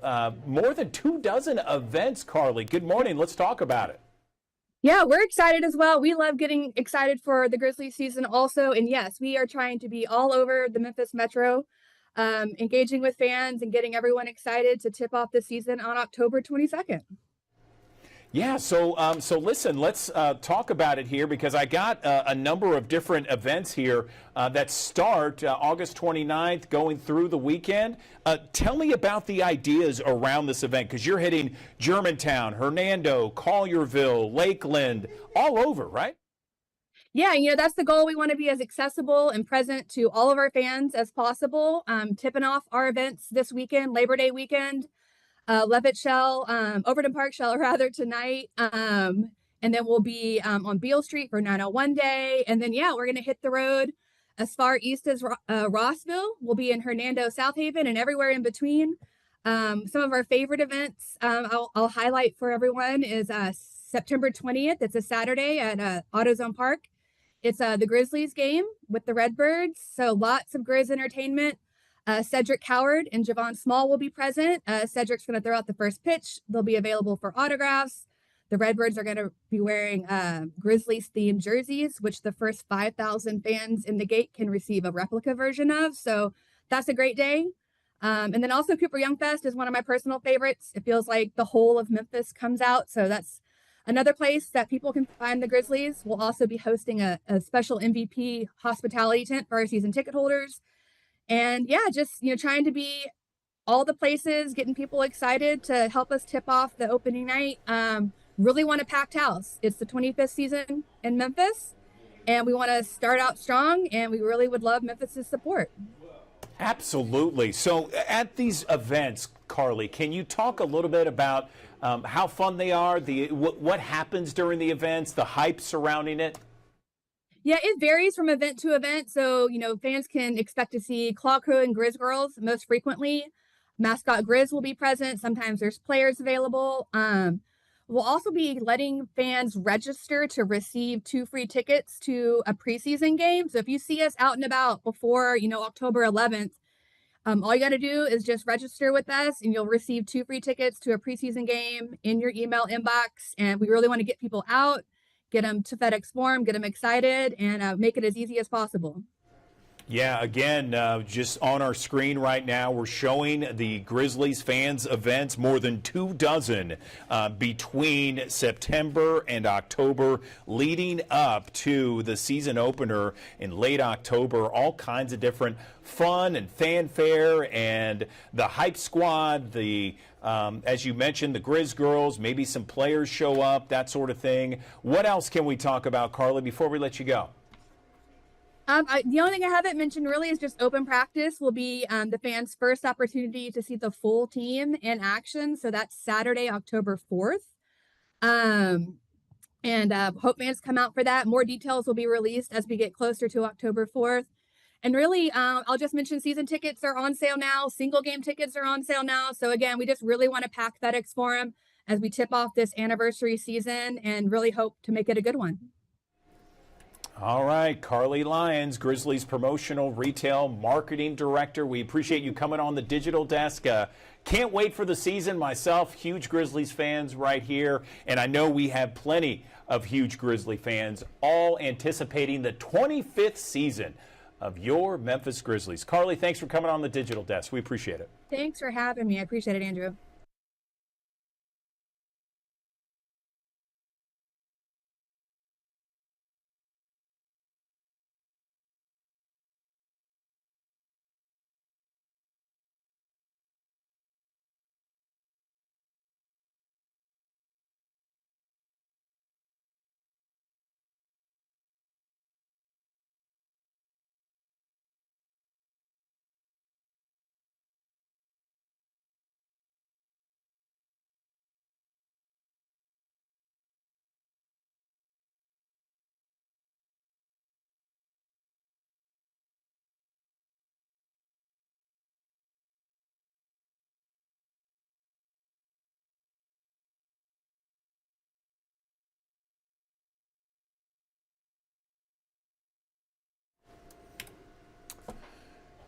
Good morning. Welcome back to the Action News 5 Digital Desk. It is always a good time to talk to our friend Talisa Franklin on the digital desk. She brings us a lot of positive energy and positive events that are happening all across Memphis and the Mid-South. How are you, my friend? It's been a minute.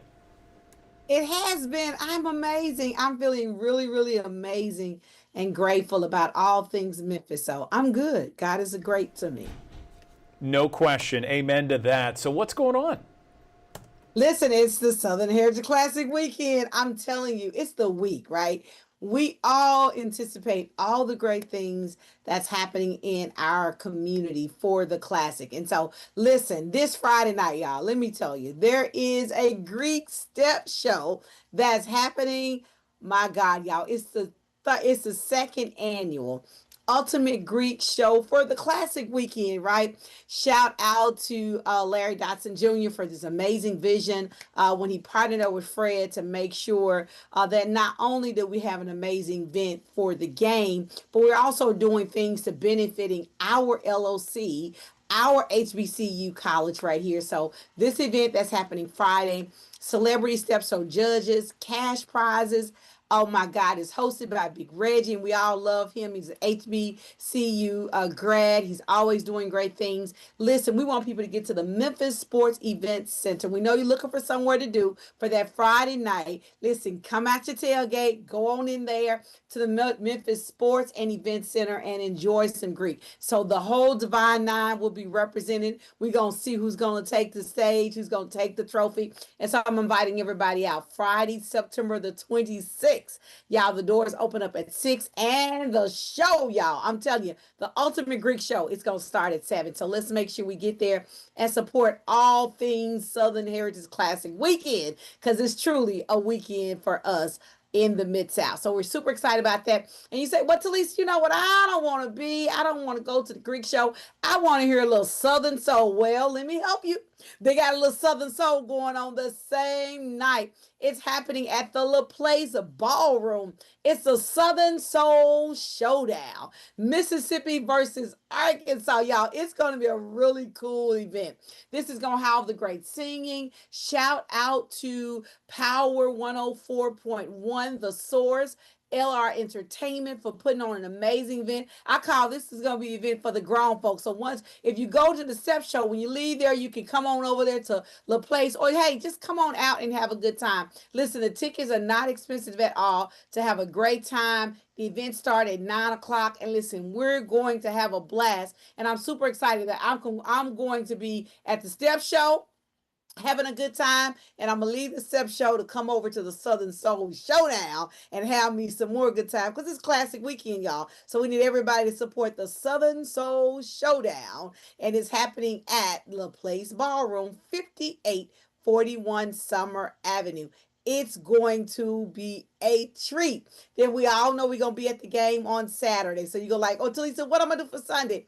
I'm glad you asked. Sunday, what do? We gonna do for the Pop Gospel Radio Extravaganza. Listen, we all love Stevenson Clark, the Little Prince of Gospel. He has an amazing entertainment company with online gospel quartet choirs all day long. You'll have the Mississippi Mass Choir. You'll have the Echo Airs. And of course, you'll have Stevenson Clark and the Stevenson Clark Singers. That will be happening Sunday, September the 28th at 6 p.m. at the Mount Moriah East Baptist Church at 1248 Haynes Road. Listen, so I'm telling you, the weekend, we got it on lock, Andrew. We got the Step Show. We got the Southern Soul. We got the big game and the tailgate and the parade that's Saturday. And Sunday, we're going to take it to church. I love it. I love it, Talisa, and I love your energy each and every time you come on the Digital Desk. Thank you for these events, all the showcases that are happening around town, and you bringing it on a Tuesday. We appreciate your time. All right, love you. Bye-bye. Okay, we love you back. Another live look from our High Five camera here in Midtown, 74 degrees, 8:52. We're back in 1 minute on Action News 5's Digital Desk.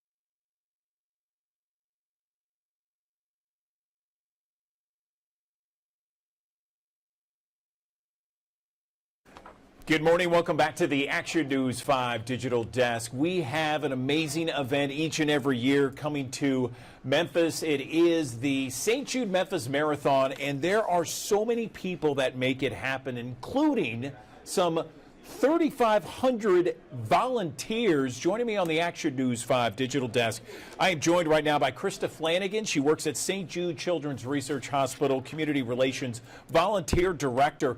The Memphis Marathon is set for December 6th, Krista, so tell us how preparations are going. Good morning.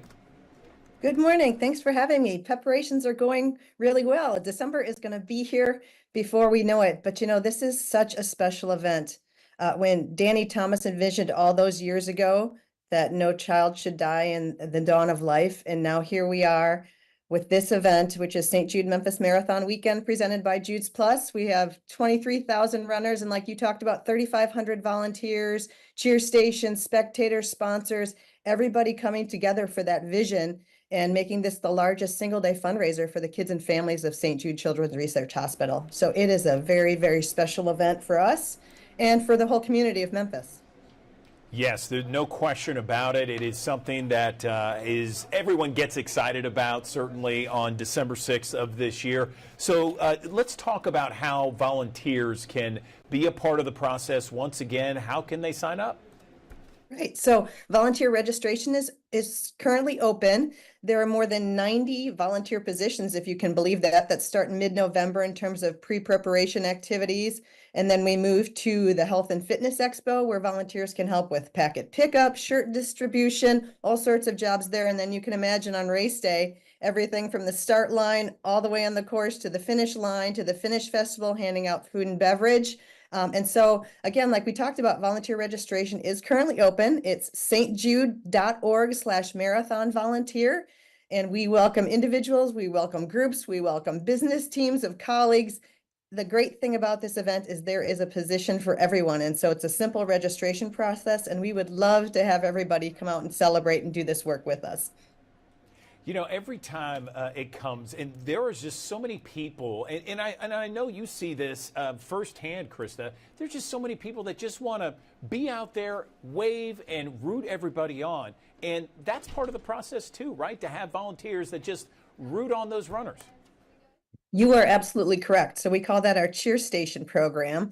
And so we work with groups of all sizes, from 5 to 6 people who are family members who want to come out, to patient families whose children have been treated by St. Jude, all the way up to businesses and corporations and fraternities and sororities.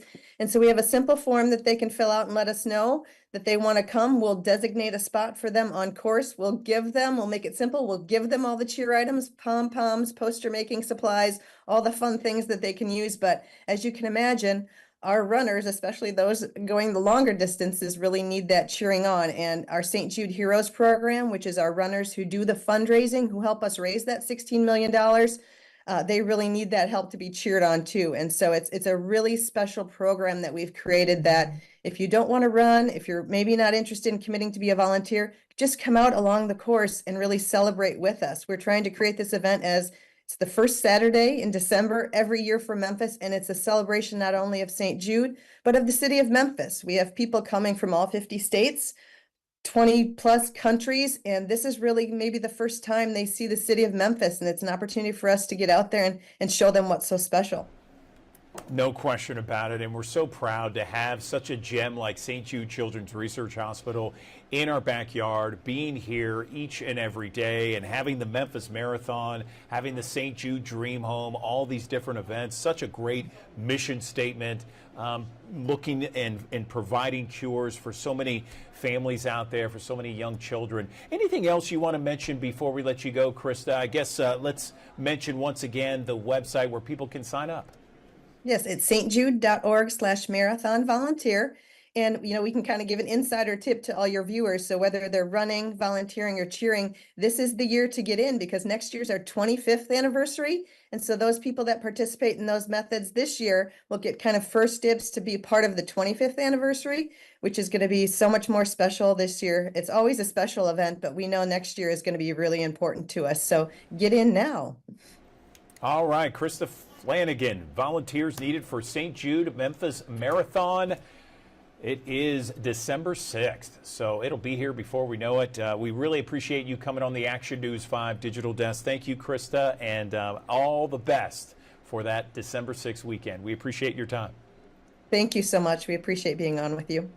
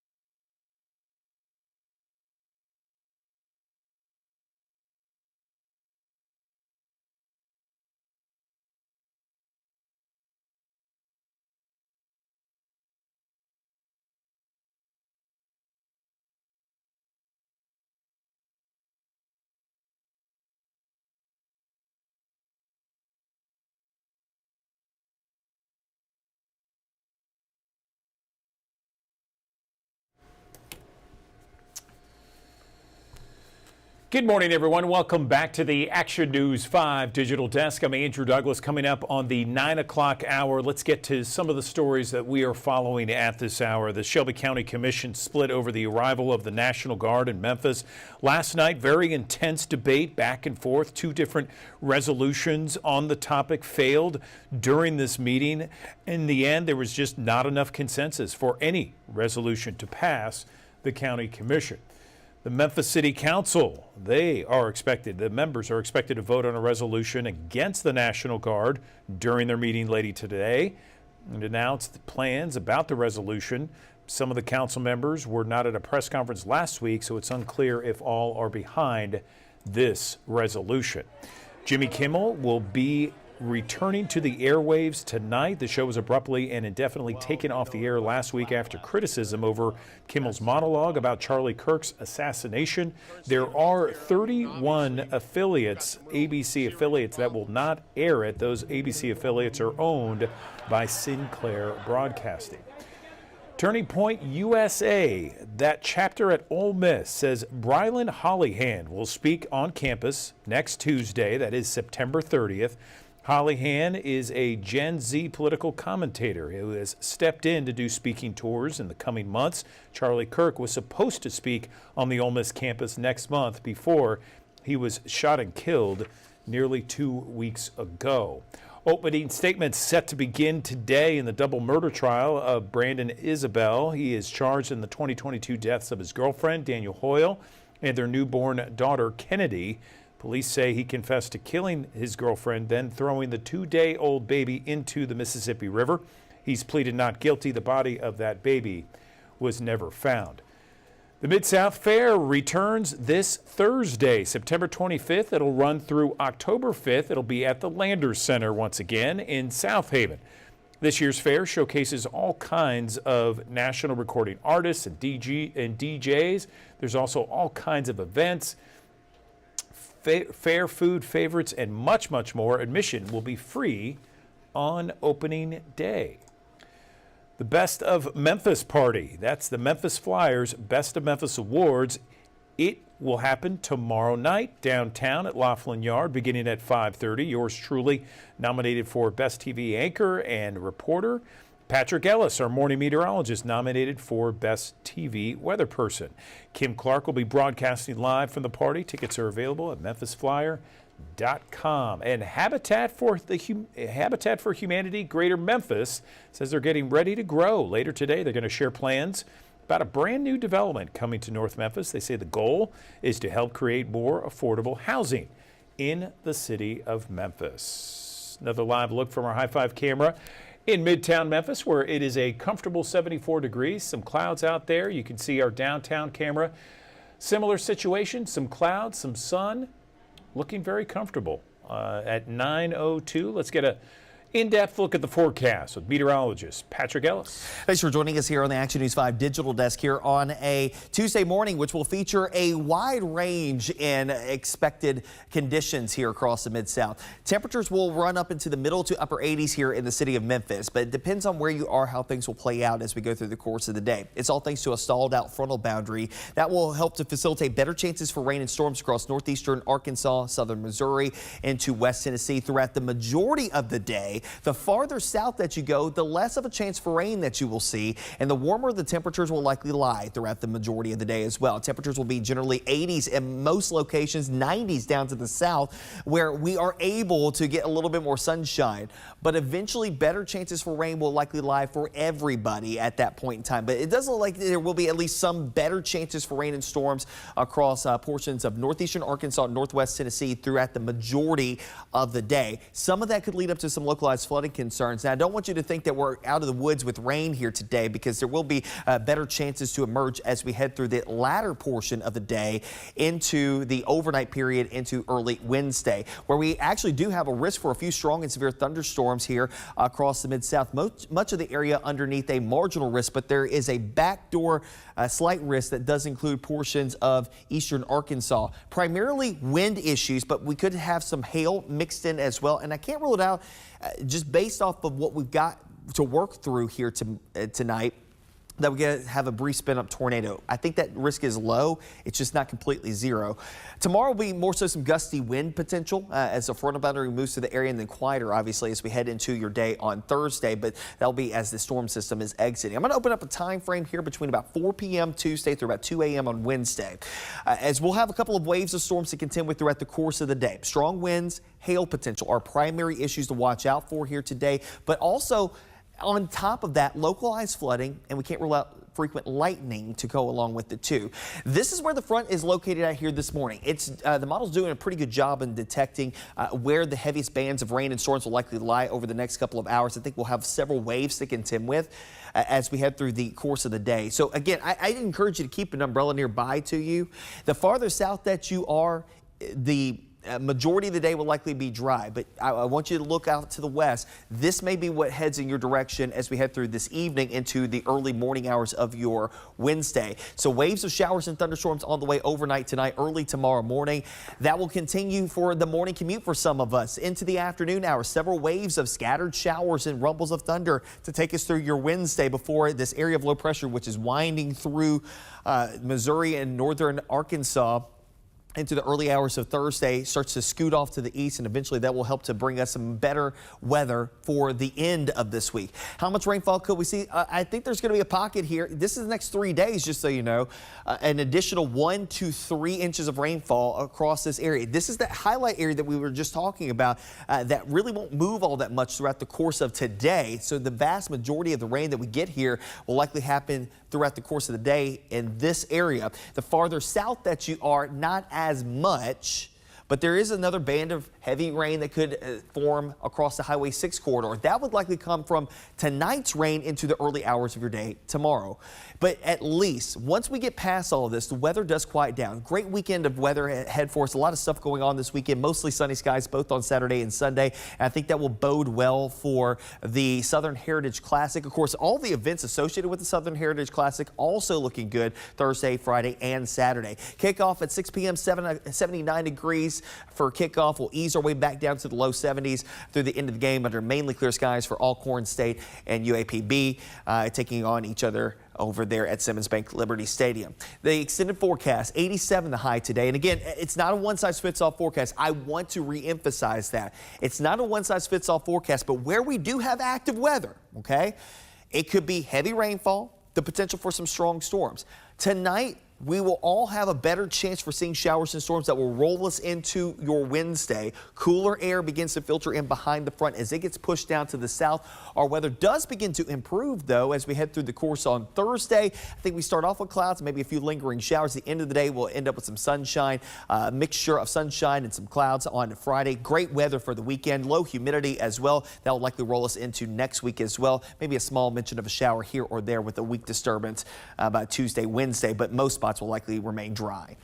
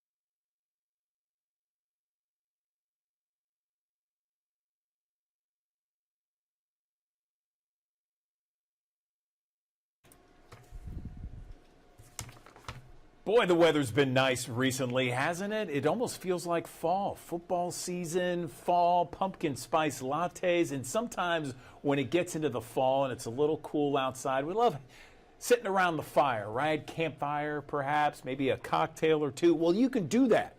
You can do that at one of the best places in Memphis at the Memphis Botanic Garden. I got Jenna Harris joining us once again on the Action News 5 digital desk to talk about an event they have later this month. And Jenna, this sounds like the perfect event. Good morning to you.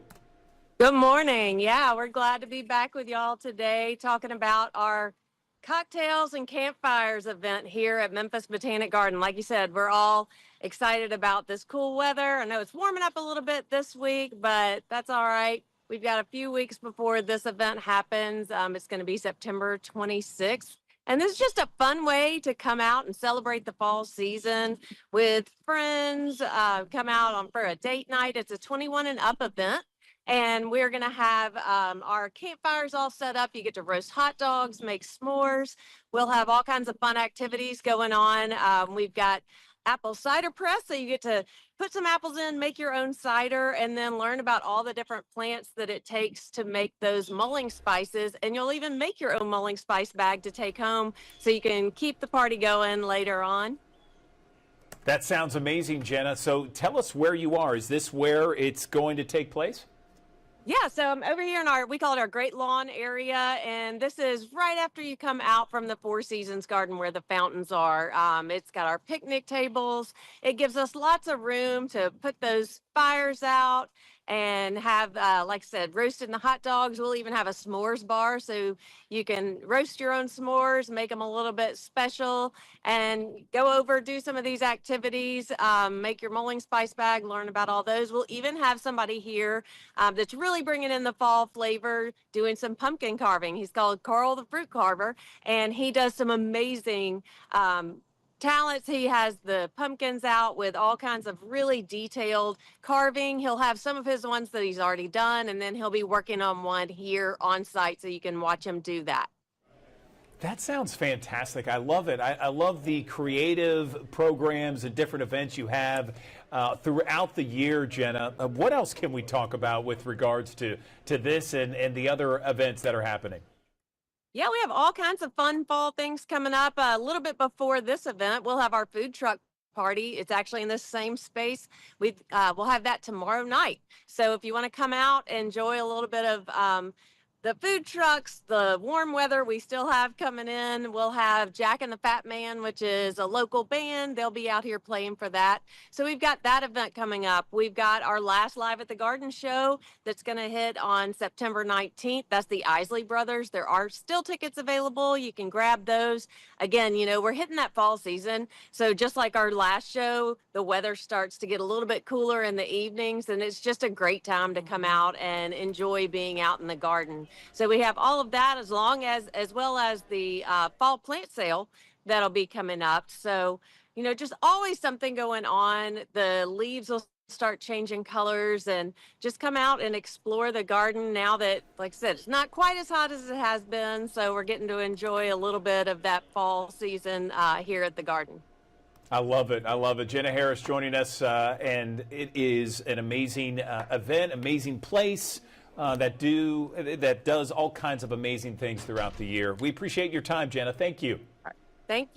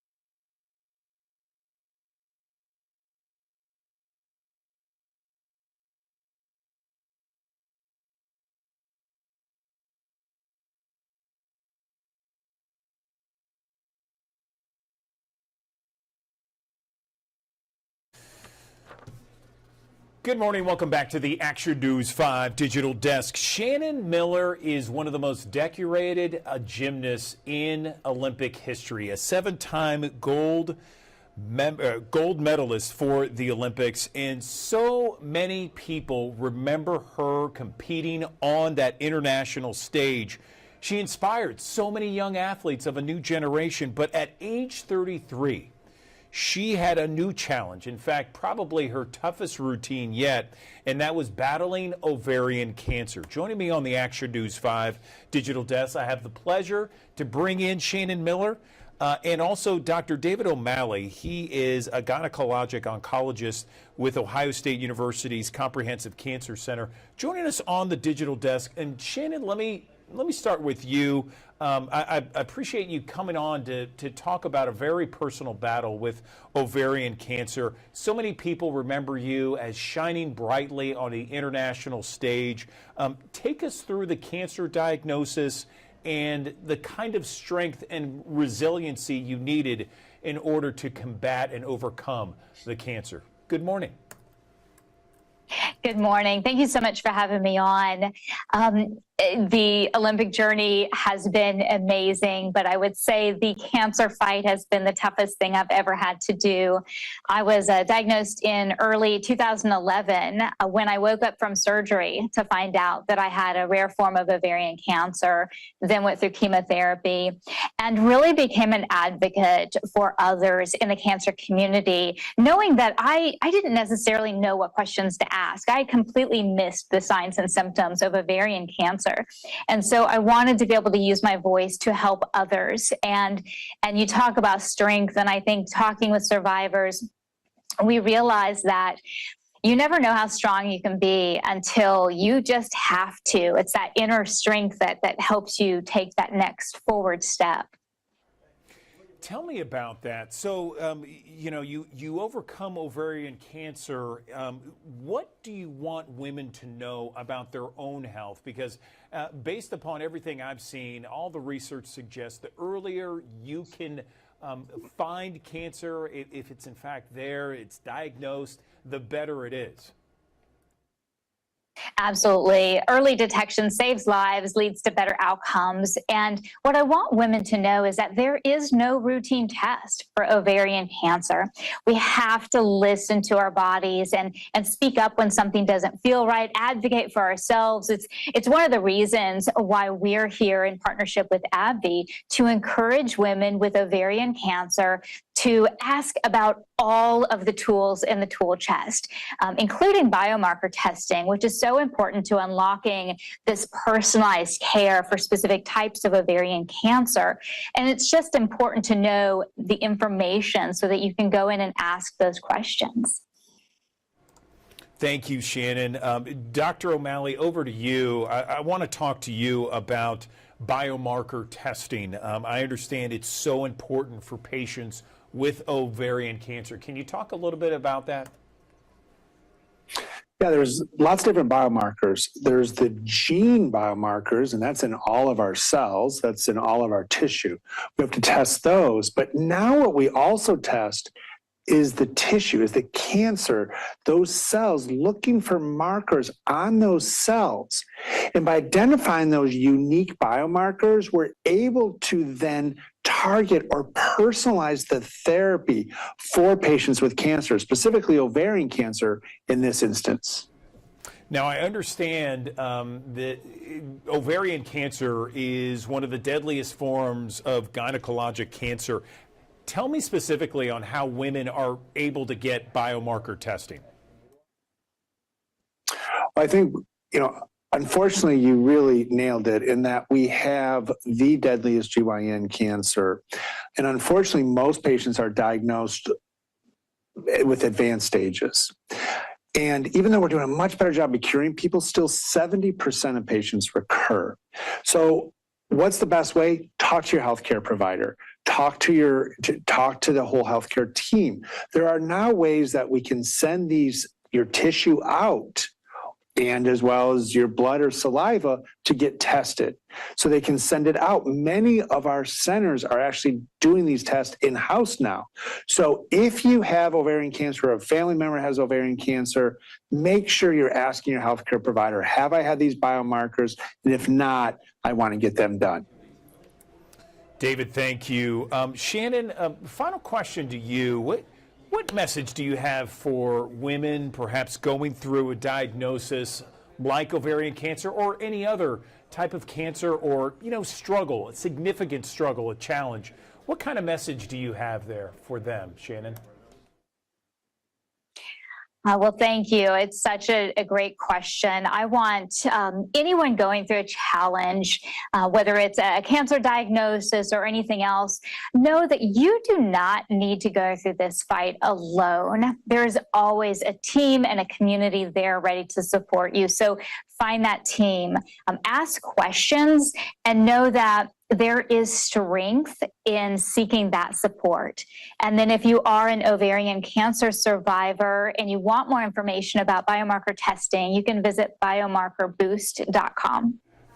Okay, Shannon Miller, David O'Malley, we really appreciate you joining us on the Digital Desk. Shannon, thanks for opening up to help others out there, perhaps going through their own struggles, their own challenges on this journey. And David, great information as well. We appreciate you both coming on the Digital Desk. Thank you.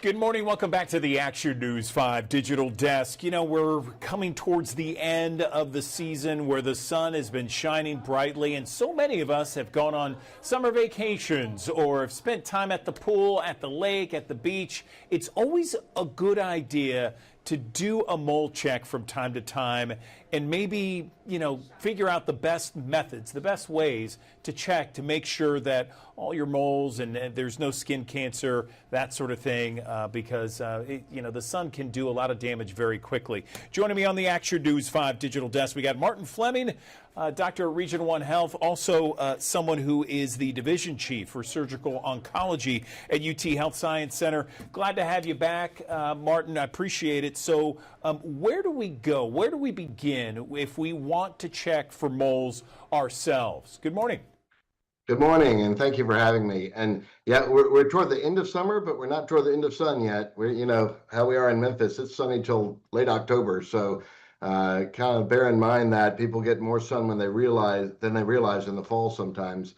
You know, moles and freckles are things that are really common, especially on fair complected people.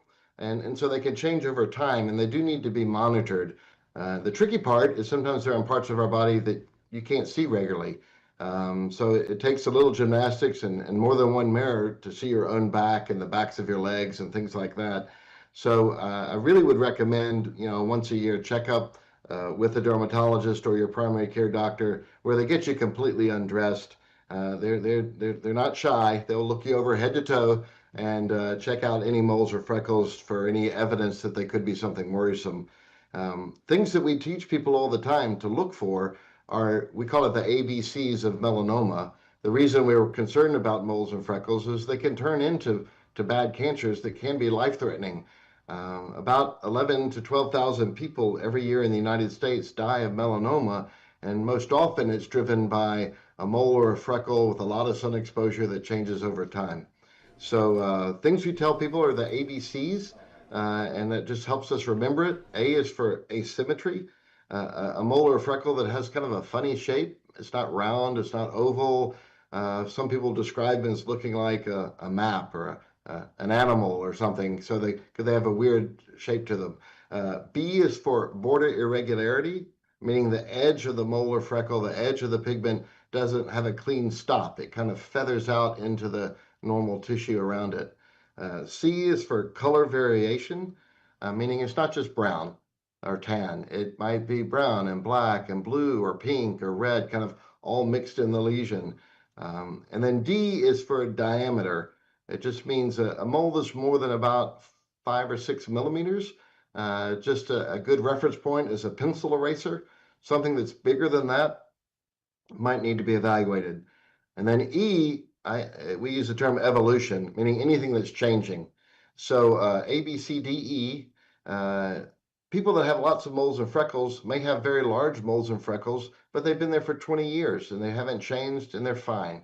So that doesn't necessarily mean that any one of these things is an indication of cancer, but those are all things that could be a hint that something needs to be checked on or biopsied in the office. Listen, I appreciate that, Martin. That was very thorough. I want to ask you this because I often get the question, and that is, could there be cancerous moles where you might not necessarily have exposed skin? Does that happen often? It happens less often than the sun exposure versions, but it certainly can happen. And there's actually a subtype of melanoma that happens uniquely on people, the palms of your hands or the soles of your feet, which obviously rarely get sun.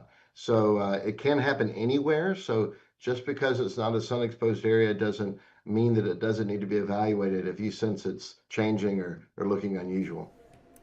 So how do we treat melanoma? Let's say worst case scenario, we get our mole checked out and they do tests, it's melanoma. How does that treatment go? Yeah, it usually starts with an outpatient surgery, a fairly simple surgical procedure just to remove it.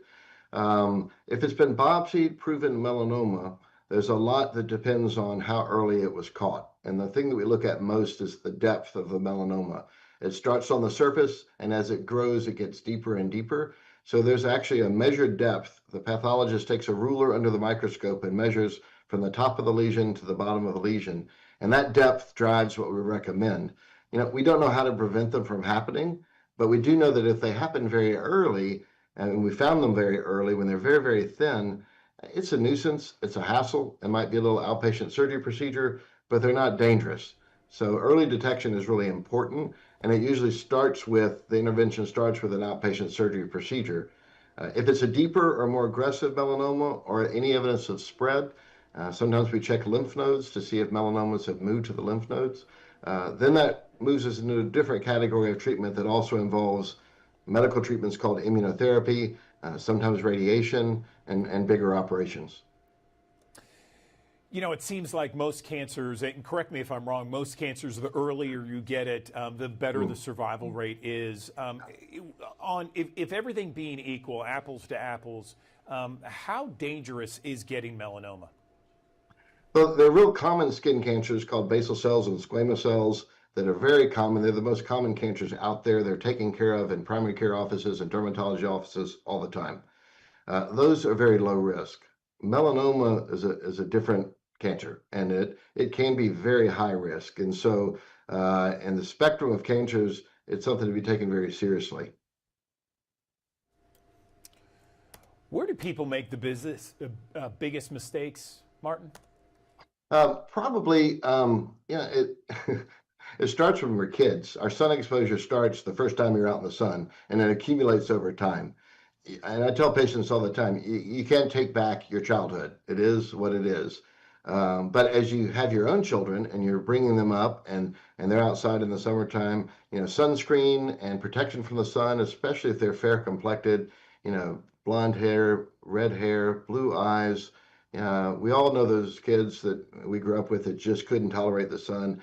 Those need to be protected along the way. And that prevention when they're young provides some protection when they're older.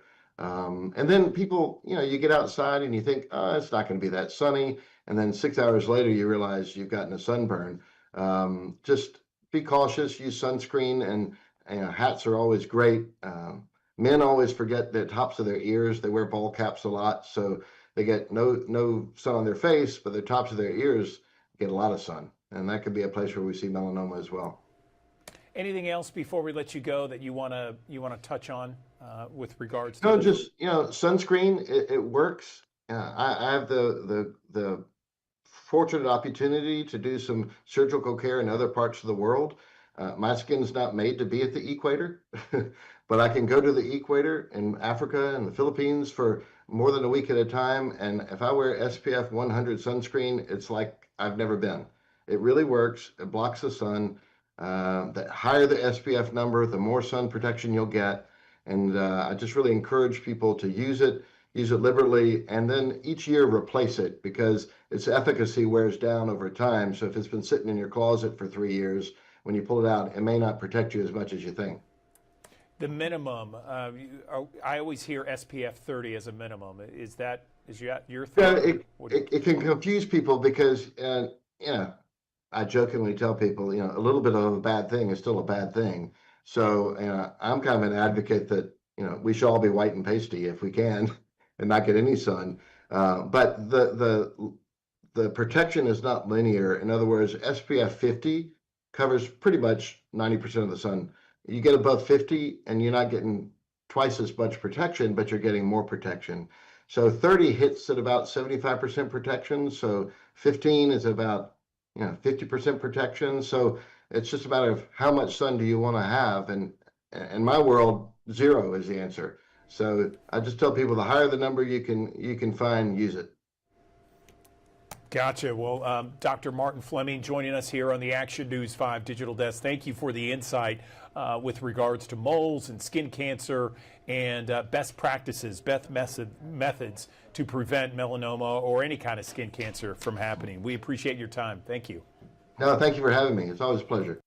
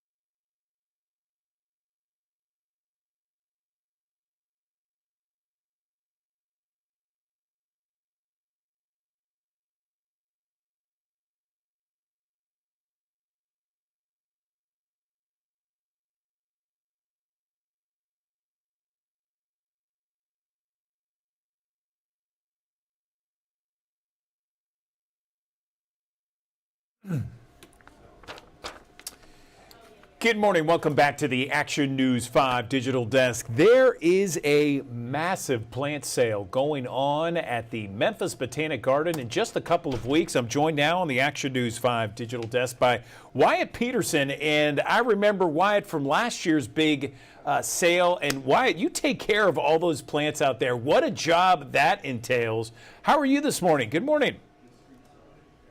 I'm doing well. Yeah, it is quite the job. We've got hundreds of different species and thousands of plants out here on the lot. It's nearly 2 acres, and it's just packed to the brim with plants. And we're really excited. That sale is going to be October 9th through the 11th. We've introduced a new thing here we're calling member mornings. So from 8 to noon, if you're a member of the garden, come on in. You get early access, and from noon till 5, then it's open to the public.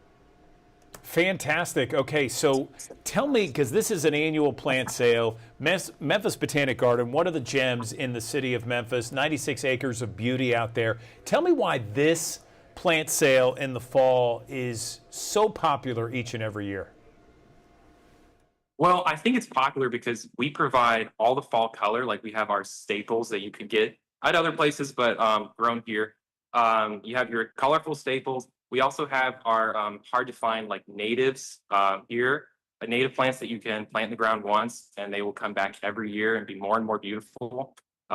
We've got all sorts of fruit trees, and really, since it's a botanic garden, we're providing, interesting botanics. We've got rare finds here. And I think that people really are excited about just coming here, grabbing a coffee and picking up some of these really great seals. As you mentioned, it's October 9th through 11th, member mornings from 8 to 12, and then open to the general public from 12 to 5. What are some of the big popular items when it comes to these plants? And tell us where you are exactly. It looks like you're in a greenhouse. Yeah, we're in our beautiful greenhouse here. This is where we do a lot of our growing. Some of the big popular items, I would say, for fall plant sale are going to be your tree and shrub. And that is just because tree and shrubs it's better to plant them in the fall. You've got these cooler temperatures, so it's easier to plant, but it's less stress on the plant. You've still got warm soil for the roots, so they can establish all winter. So by the time you come around spring, you've got your plant and it's already got a head start. Fantastic. Okay, so what would you recommend someone do if they're interested in this plant sale? Are there plants online that they can look at, Wyatt? We should have a plant list online on our website right now, and that's just a small portion of what we're going to offer, actually. So we've got the stuff listed that we have right now. We've got more coming in. So I would recommend going on there and maybe making plans for your garden. Excellent, excellent. So I know there's no reservations required, and as we mentioned earlier, it's October 9th through 11th, members 8 to noon, and then general public 12 to 5. Anything else you want to mention about this fall plant sale? Well, we really appreciate it when people can come and take a plant home. All of the proceeds go directly back into the garden and everything we do here. So keeping this, local gym going and expanding is our mission. And we're really excited to have people here. Okay, Wyatt Peterson joining us on the Action News 5 digital desk, talking about this fall plant sale at Memphis Botanic Garden, October 9th through 11th. Wyatt, thank you for making sure that the Memphis Botanic Garden is beautiful each and every day throughout the year. And good luck on the plant sale this year. Thank you very much. Yeah, thank you. All right, another live look from our High Five cameras. We go to break on this beautiful Tuesday. 78 degrees, 936. Let's talk about your forecast in 1 minute.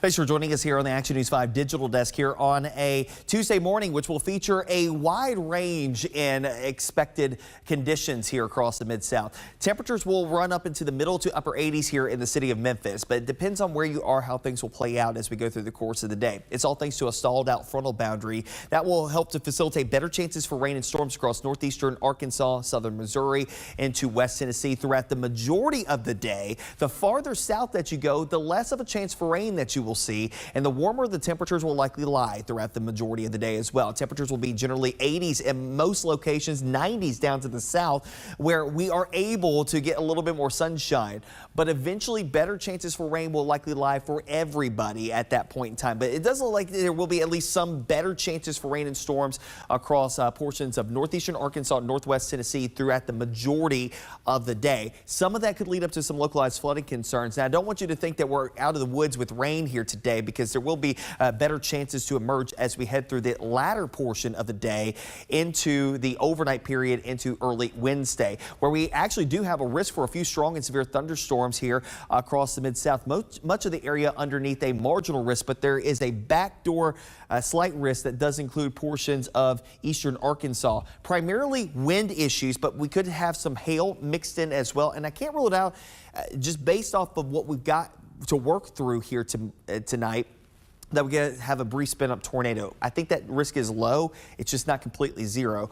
Tomorrow will be more so some gusty wind potential as the frontal boundary moves through the area, and then quieter, obviously, as we head into your day on Thursday, but that'll be as the storm system is exiting. I'm going to open up a time frame here between about 4 p.m. Tuesday through about 2 a.m. on Wednesday, as we'll have a couple of waves of storms to contend with throughout the course of the day. Strong winds, hail potential are primary issues to watch out for here today, but also On top of that, localized flooding, and we can't rule out frequent lightning to go along with it too. This is where the front is located out here this morning. It's the model's doing a pretty good job in detecting where the heaviest bands of rain and storms will likely lie over the next couple of hours. I think we'll have several waves to contend with as we head through the course of the day. So again, I encourage you to keep an umbrella nearby to you. The farther south that you are, the majority of the day will likely be dry, but I want you to look out to the west. This may be what heads in your direction as we head through this evening into the early morning hours of your Wednesday. So waves of showers and thunderstorms on the way overnight tonight, early tomorrow morning. That will continue for the morning commute for some of us into the afternoon hours. Several waves of scattered showers and rumbles of thunder to take us through your Wednesday before this area of low pressure, which is winding through Missouri and northern Arkansas into the early hours of Thursday, starts to scoot off to the east, and eventually that will help to bring us some better weather for the end of this week. How much rainfall could we see? I think there's going to be a pocket here. This is the next 3 days, just so you know, an additional 1 to 3 inches of rainfall across this area. This is that highlight area that we were just talking about that really won't move all that much throughout the course of today. So the vast majority of the rain that we get here will likely happen throughout the course of the day in this area. The farther south that you are, not as much, but there is another band of heavy rain that could form across the Highway 6 corridor. That would likely come from tonight's rain into the early hours of your day tomorrow. But at least once we get past all of this, the weather does quiet down. Great weekend of weather ahead for us. A lot of stuff going on this weekend, mostly sunny skies both on Saturday and Sunday. And I think that will bode well for the Southern Heritage Classic. Of course, all the events associated with the Southern Heritage Classic also looking good Thursday, Friday, and Saturday. Kickoff at 6 p.m., 79 degrees for kickoff. We'll ease our way back down to the low 70s through the end of the game under mainly clear skies for Alcorn State and UAPB, taking on each other over there at Simmons Bank Liberty Stadium. The extended forecast, 87 the high today. And again, it's not a one-size-fits-all forecast. I want to re-emphasize that. It's not a one-size-fits-all forecast, but where we do have active weather, okay, it could be heavy rainfall, the potential for some strong storms. Tonight, we will all have a better chance for seeing showers and storms that will roll us into your Wednesday. Cooler air begins to filter in behind the front as it gets pushed down to the south. Our weather does begin to improve, though, as we head through the course on Thursday. I think we start off with clouds, maybe a few lingering showers. At the end of the day, we'll end up with some sunshine, a mixture of sunshine and some clouds on Friday. Great weather for the weekend. Low humidity as well. That will likely roll us into next week as well. Maybe a small mention of a shower here or there with a weak disturbance by Tuesday, Wednesday, but most spots will likely remain dry.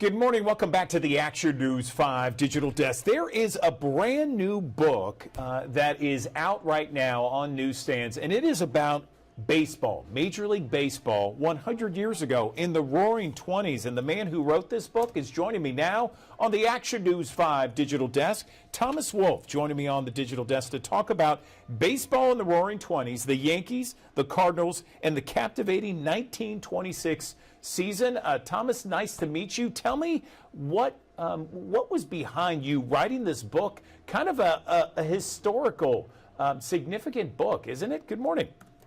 Good morning. Good morning. Thank you for inviting me. I'm always glad to get up and talk about baseball, especially baseball in the 1920s and 1930s. I think two of the very best eras for Major League Baseball. What got me started on writing about 1926, oddly enough, was having written a book about the 1932 season. It's called The Called Shot, and focused on Babe Ruth's called shot in the World Series of 1932 with the Yankees against the Cubs. And the Cubs, of course, during most of the 1932 season were managed by Rogers Hornsby, but he was fired in August in the middle of the pennant race. So in doing my research for 1932, I had to go back into the baseball histories of both Babe Ruth and Rogers Hornsby, and discovered that in 1926, Hornsby's Cardinals and Ruth's Yankees played in a very dramatic 7-game series. So what really got me started was the fact that I could finally write about the collision really of these two baseball greats and their careers, which happened in the World Series in 1926. So that's what drew me back. That's what got me started. That sounds amazing. Certainly, I mean, such iconic figures. I mean, especially Babe Ruth. I mean, you know, you think about baseball around that time period, you can't help but think about Babe Ruth. And what I like, it's interesting, is that, you know, outside of the baseball diamond, so many different things happening in our country. Tell me how much that plays a part in the book. Yeah, I wanted to make it clear to readers that, you know, a baseball season doesn't exist without some context. And the context in 1926 was that game was played in the middle of one of the most fascinating decades. Americans generally felt very optimistic about the future. They were relatively prosperous. 7 years had passed since the end of World War I. The Depression wasn't yet quite on the horizon. The end of the Roaring '20s kind of came to a crashing halt in 1929. But Americans were very exuberant because of radio. They were more tuned into baseball than they had been in the teens, and attendance had soared, largely due, I think, to Babe Ruth and the fact that Ruth was such a dynamic and charismatic figure. But you know, going back to Ruth and Hornsby was the greatest right-handed hitter of his generation, and Ruth was the greatest left-handed hitter of his generation. So the clash between the two of them in the World Series in 1926 kind of paralleled the excitement that was evident in the culture as a whole. Yeah, and you had names like Ty Cobb, you had newcomers like Lou Gehrig as a part of this, also making it into the book. You know, a lot of times I love talking to authors, Thomas, because there's so much they know about the craft, and doing the research for something like this. I mean, you had to have learned some things that you weren't anticipating learning about. What was the biggest thing you learned, maybe unexpectedly, while doing research for this book? Yeah, several things. I learned a lot about black baseball and black baseball history, which originally I just wanted to learn sort of for context, but then became part of the book. I also wanted to learn more about Grover Cleveland Alexander, who was really a remarkable player. Wound up his career with 373 wins, and he was the hero of the 1926 World Series at age 39. So those two sort of avenues of research into Alexander's background and into baseball history really were very enlightening to me. And the third thing would be the Cobb and Speaker scandal, alleged scandal that became known to Judge Landis in 1926 and didn't impact play on the field, but certainly impacted the future of the game.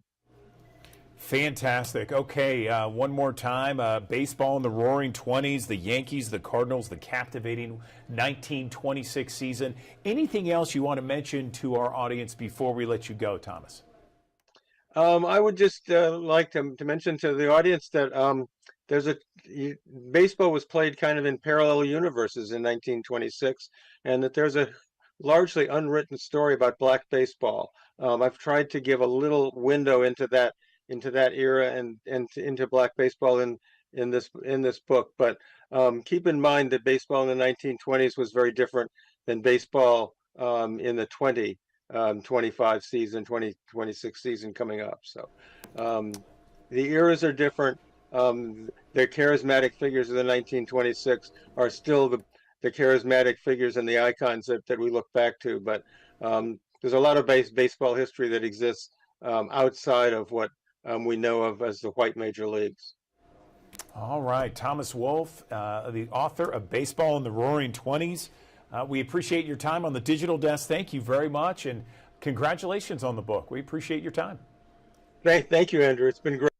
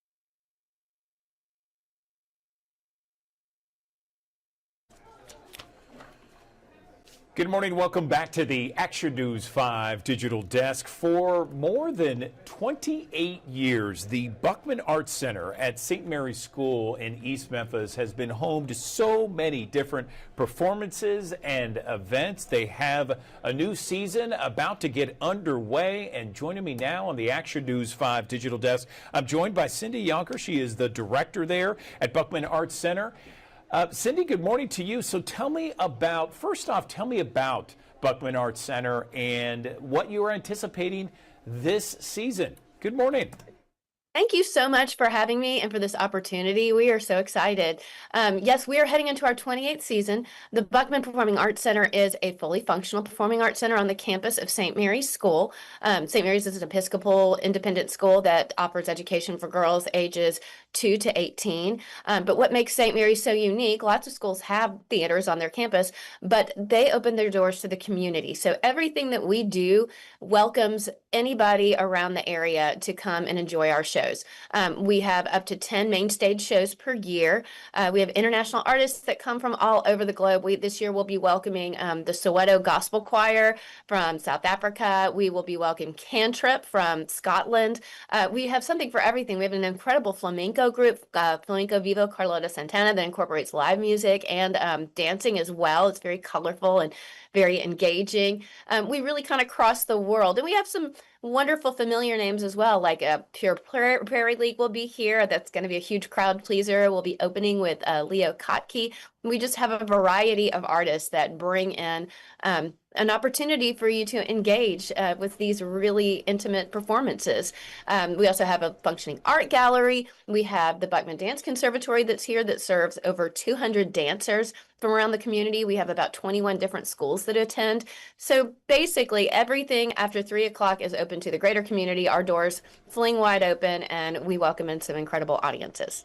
You really have some amazing different events across all kinds of different genres there, Cindy.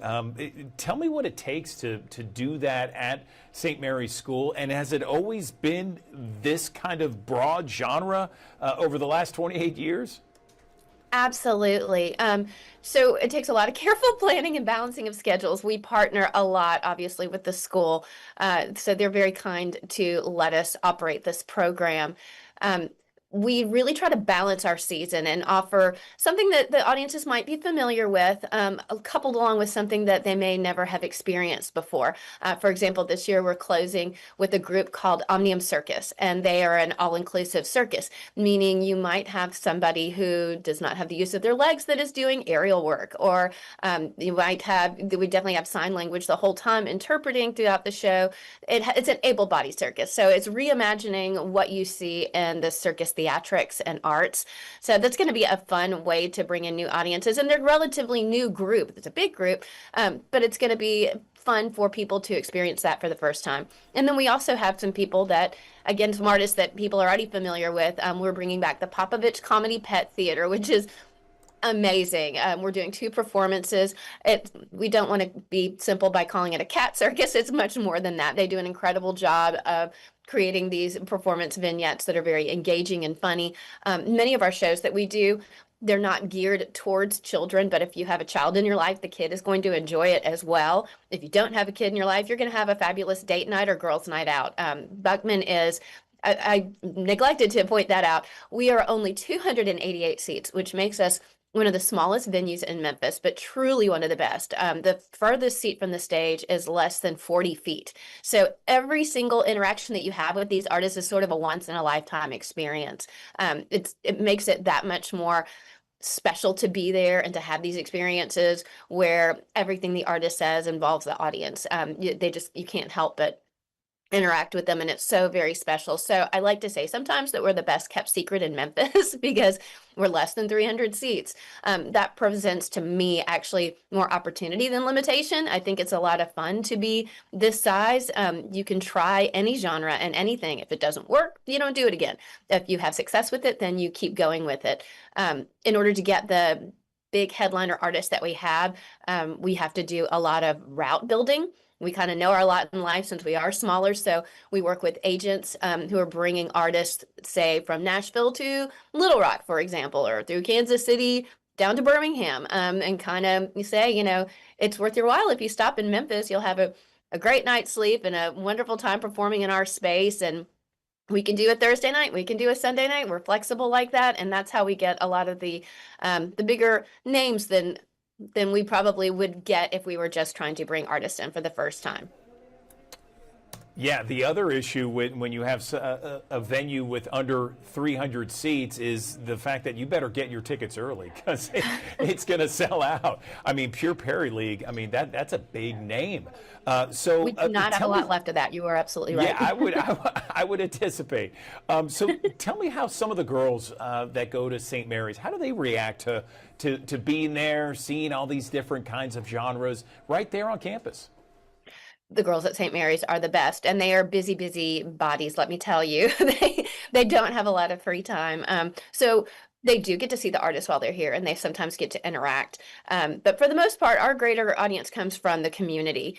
We do have a series of educational outreach programs that we partner with the Shelby County schools for.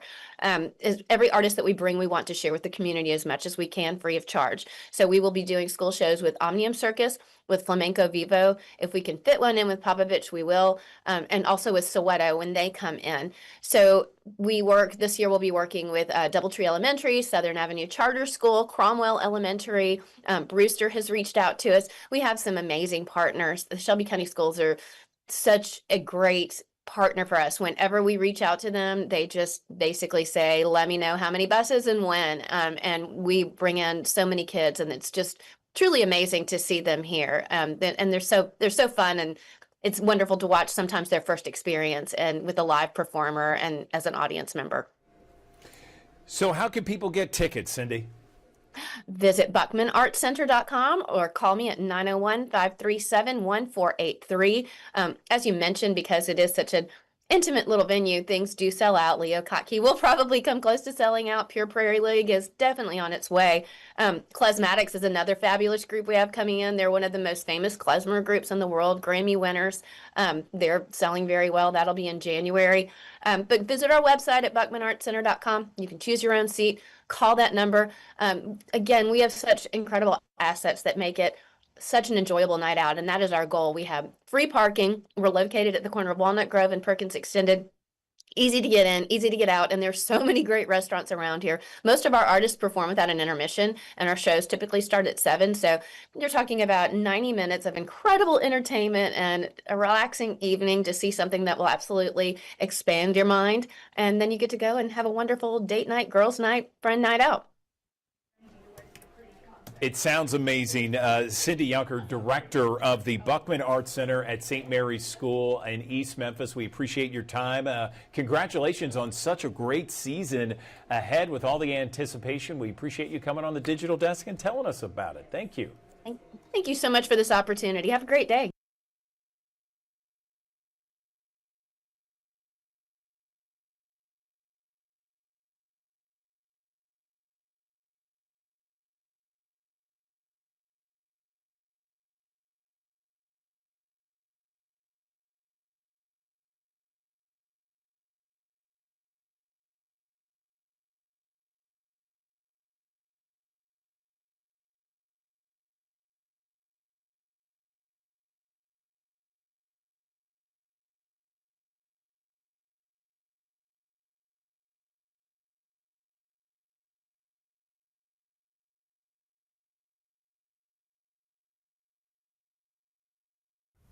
Thanks for joining us here on the Action News 5 digital desk here on a Tuesday morning, which will feature a wide range in expected conditions here across the Mid-South. Temperatures will run up into the middle to upper 80s here in the city of Memphis, but it depends on where you are, how things will play out as we go through the course of the day. It's all thanks to a stalled out frontal boundary that will help to facilitate better chances for rain and storms across northeastern Arkansas, southern Missouri, into West Tennessee throughout the majority of the day. The farther south that you go, the less of a chance for rain that you will see, and the warmer the temperatures will likely lie throughout the majority of the day as well. Temperatures will be generally 80s in most locations, 90s down to the south, where we are able to get a little bit more sunshine.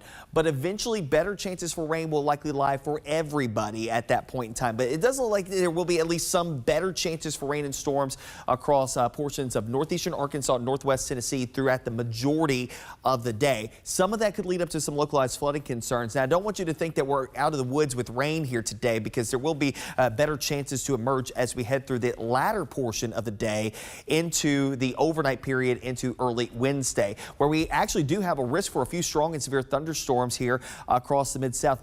Much of the area underneath a marginal risk, but there is a backdoor slight risk that does include portions of eastern Arkansas. Primarily wind issues, but we could have some hail mixed in as well. And I can't rule it out just based off of what we've got to work through here tonight, that we could have a brief spin up tornado. I think that risk is low. It's just not completely zero.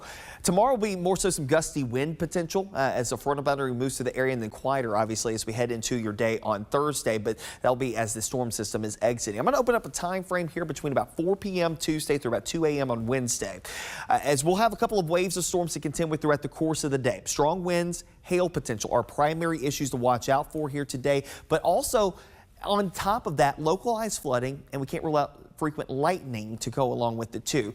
This is where the front is located out here this morning. It's the model's doing a pretty good job in detecting where the heaviest bands of rain and storms will likely lie over the next couple of hours. I think we'll have several waves to contend with as we head through the course of the day. So again, I encourage you to keep an umbrella nearby to you. The farther south that you are, the majority of the day will likely be dry, but I want you to look out to the west. This may be what heads in your direction as we head through this evening into the early morning hours of your Wednesday. So waves of showers and thunderstorms on the way overnight tonight, early tomorrow morning.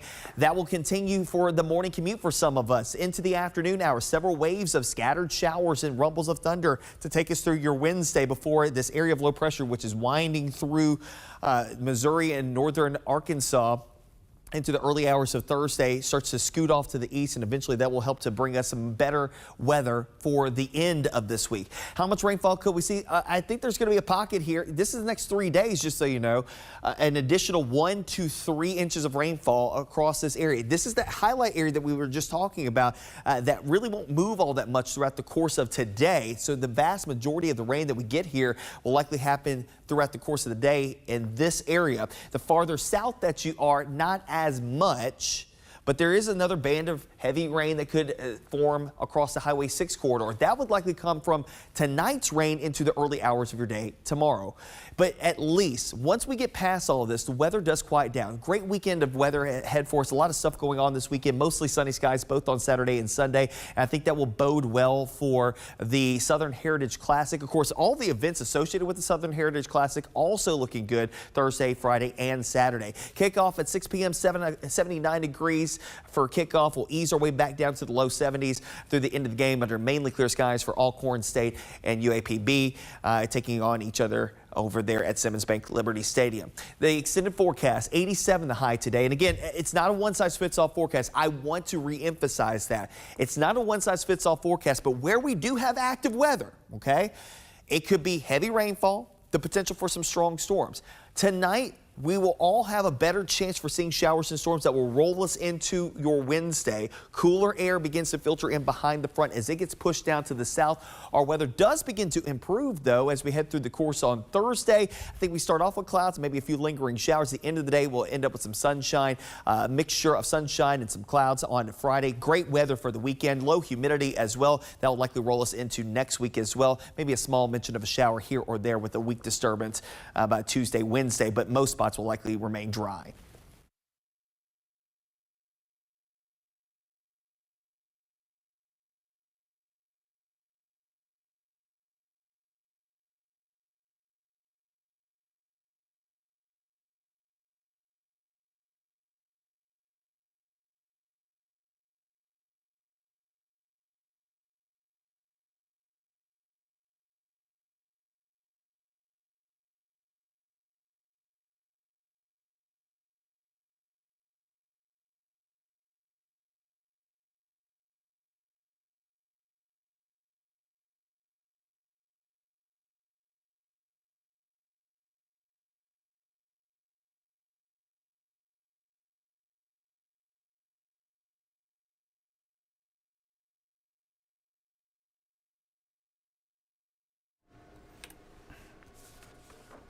Good morning. Welcome back to the Action News 5 Digital Desk. Chalkbeat.org, they focus solely on education all across the country. They do have a bureau here in Tennessee, and they have an article about the school voucher program in the state of Tennessee. And it says Tennessee won't say how many students are enrolled in this new voucher program. The article's written by Melissa Brown. She is joining us now on the Action News 5 Digital Desk to talk a little bit more about this article. And so this is such a hot topic, Melissa, and I appreciate you joining us.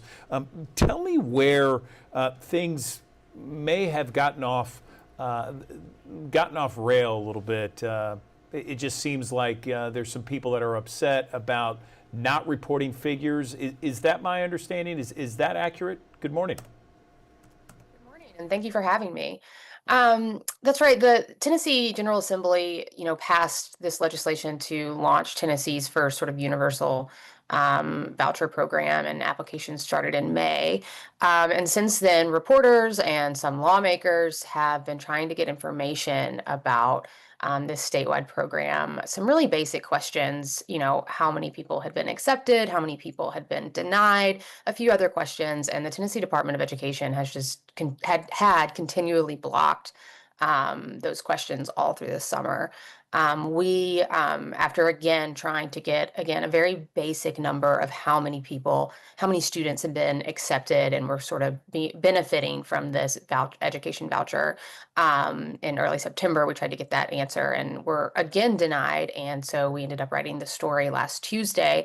I will say things have advanced since then. On Friday, the Tennessee Department of Education did finally publish some of this basic information about how many students have been accepted, the counties in which students were benefiting from these vouchers, things like that. But there still is a lot that we don't know about this program.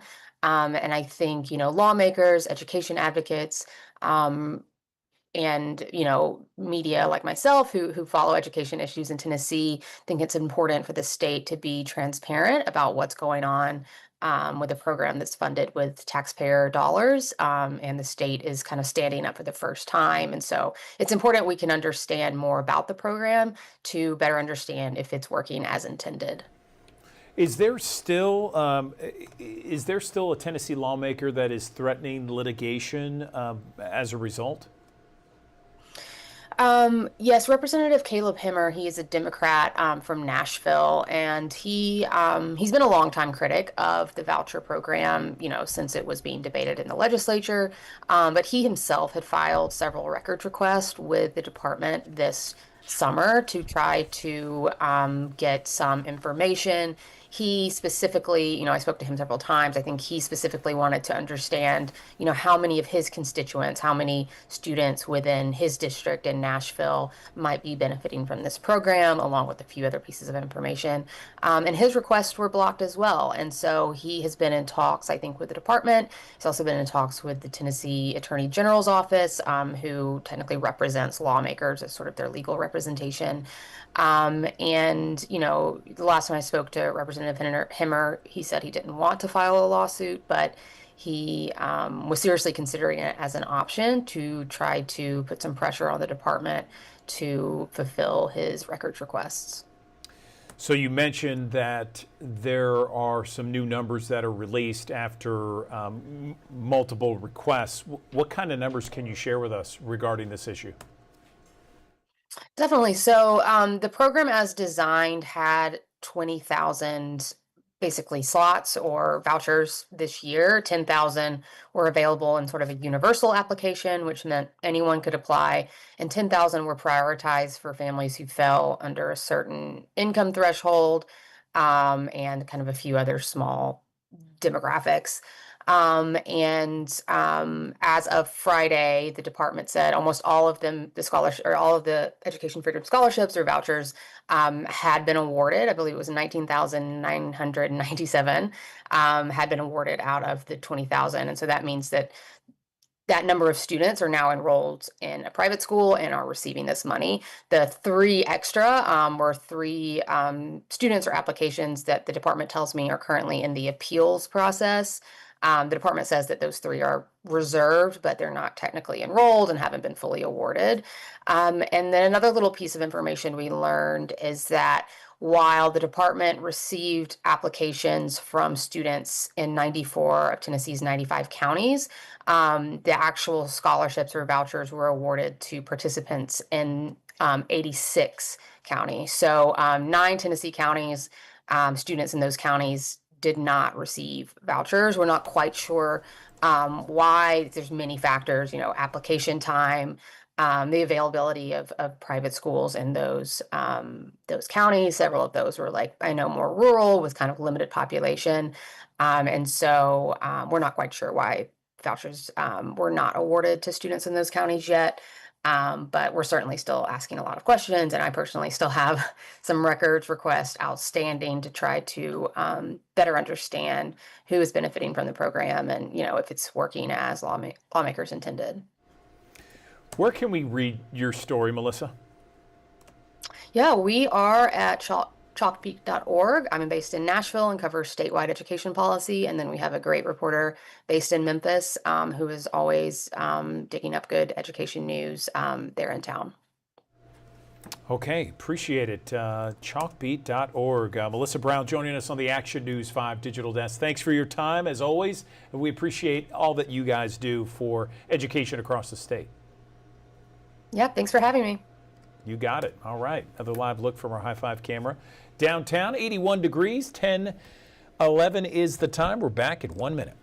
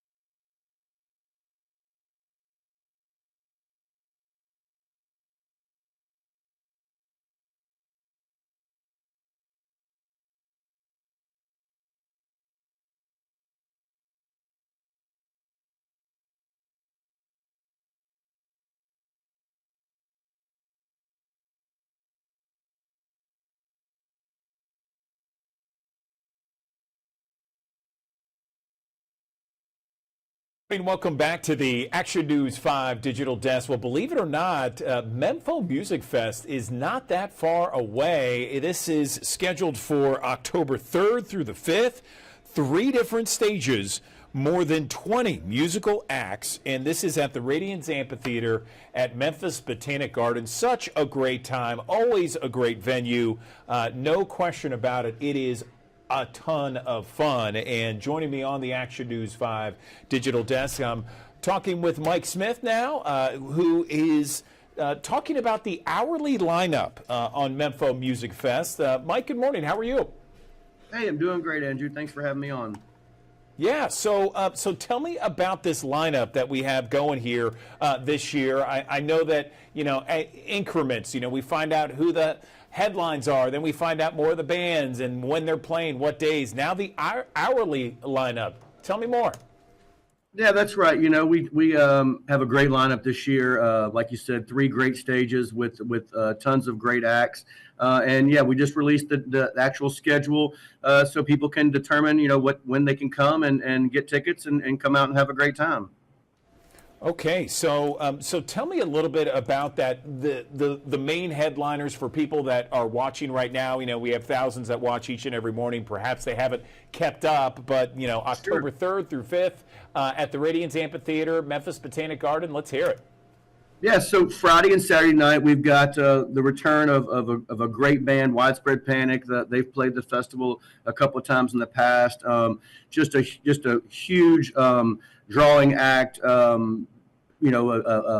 really, really solid fan base of folks that come out and see those guys every year. So we're excited to have them Friday and Saturday night. And then Sunday, a great country act, Tyler Childers, who's just selling out stadiums everywhere and just has a brand new record out, produced by Rick Rubin. It's a really exciting time, and then tons of bands playing before each of those acts. On Friday, we've got a great New Orleans act called Galactic, who's played Memphis quite a few times. Father John Misty is a great indie rock band. Leftover Salmon, great bluegrass act. And then on Sundays is pretty much a lot of Americana stuff with Charlie Crockett, Sierra Farrell, and then, like I mentioned, Tyler Childers, the big headliner that night. Yeah, it is a great time. People were talking about Tyler Childers a while ago here in the newsroom, and then, of course, widespread panic. They're pros. They've been pros for a long time. What was great, Mike, was that I saw last year, had no idea who Marcus King was, and oh my gosh, he just brought down the house when he played. It was great to see. Tell me, what absolutely. else? You know, we definitely pride ourselves on bringing out acts that you might not have seen or heard of before, but are on the verge of breaking. And like you said, Marcus King was one of those bands. He's been out opening for Chris Stapleton since he's played our event, touring Europe. So yeah, it's exciting for us to get to showcase artists to people that haven't seen them before. Yeah, I love it. I love it. And so this is something that's going to be October 3rd, 4th, and 5th at the Radiance Amphitheater. We're looking at some video from years past, and I guess the usual staples will be there in addition to the music, right, Mike? Yeah, there'll be tons of food trucks, lots of places to get beverages and food. And then, you know, we have a couple of signature things we do every year. The Incendia Dome, which you're seeing there, is a fire dome that has DJs and silent disco in it. And it's just a lot of fun for folks that haven't seen that kind of stuff before. Awesome stuff. Well, listen, Mike, this has been great, getting people pumped up and excited for Mempho Music Fest, October 3rd, 4th, and 5th. One more time before we let you go, let's talk about tickets, how people can get them. They go to the website, memphomusicfest.com, and they're there. They're going fast. So I would suggest go ahead and get them, especially those Sunday tickets. Like you said, Tyler Childers, those tickets are moving quick. All right, appreciate it. Mike Smith, Mempho Music Fest, joining us on the Action News 5 digital desk. Talk about the big event, a 3-day event at Radiance Amphitheater, Memphis Botanic Garden. Mike, appreciate your time. Thank you. Thanks, Andrew. Appreciate it. See you in October.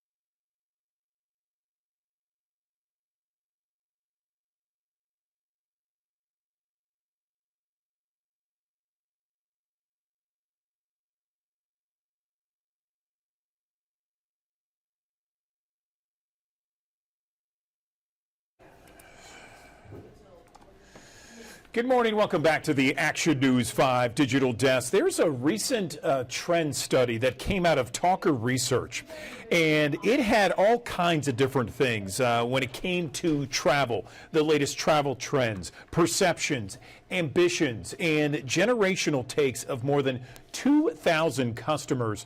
On the Action News 5 digital desk, I am joined by Van Darden. He is Director of Media Relations for Talker Research. They did the study. Definitely want to do a deep dive on this, Van. So tell me more about the study and what did you find most interesting? Good morning. Good morning. This year's report gave us a really interesting snapshot of how Americans are traveling and how travel is tied to so much more than just vacation photos.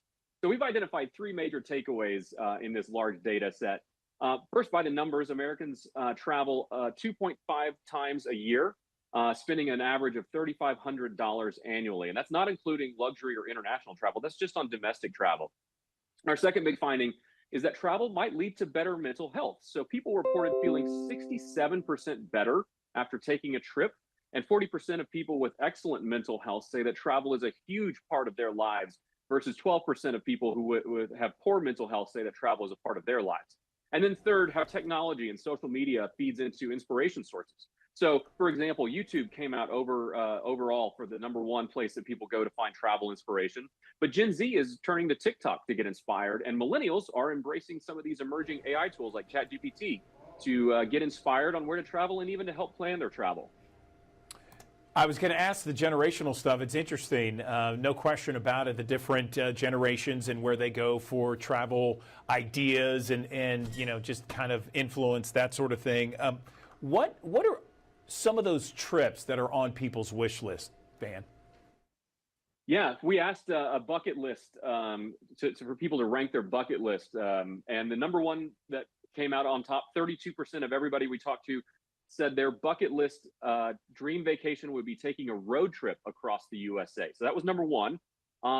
There were some others internationally that came out on the top 5: exploring Paris, seeing the Northern Lights in Iceland, seeing the cherry blossoms bloom in Japan, and then coming to New York to visit the Statue of Liberty. All of those are on the top 5. I think what we found from a trend standpoint is that domestic travel really is trending across the top 10 and the top 20, even for dream vacations. People want to see the USA. Interesting, Van. I was looking at some of the results from that study, and it sounds like mental health played a part in just travel overall, right? That's right. That's right. So again, feeling better while traveling is really what came out of the data, or rather, maybe feeling better because of traveling is what came out of that data. Again, we talked about 67% feeling mentally better after a trip. But what we got really into, and again, you can go to talkerresearch.com/travel, see the full results of this massive trend report. But that people who feel better mentally travel more. And I think that there's a correlation there that we really started to dig into. That again, 40% of people with excellent mental health say that travel is a huge part of their life. So there's clearly some kind of link between getting out, seeing the world, or even seeing the country that you live in, and just feeling better about life. I think there's something really interesting to be said about that. No question about it. Not surprising to me. Certainly you feel kind of refreshed when you're getting out of town and just kind of getting out of the rat race that many of us are in. Did you want to mention anything else about some of the different generational things you saw in this study? I know you mentioned YouTube and TikTok, that sort of thing.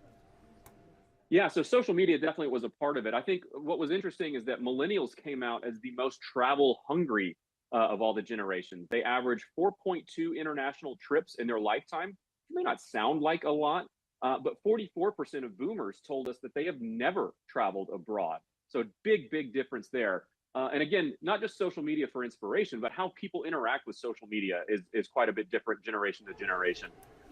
39% of everybody we surveyed said that they feel pressure to post vacation content on their social media, but that number jumps a lot higher the younger that you go. Gen Z and millennials, maybe unsurprisingly, feel this stronger pressure. 55%, 51% respectively feel the pressure to post social media content when they're traveling.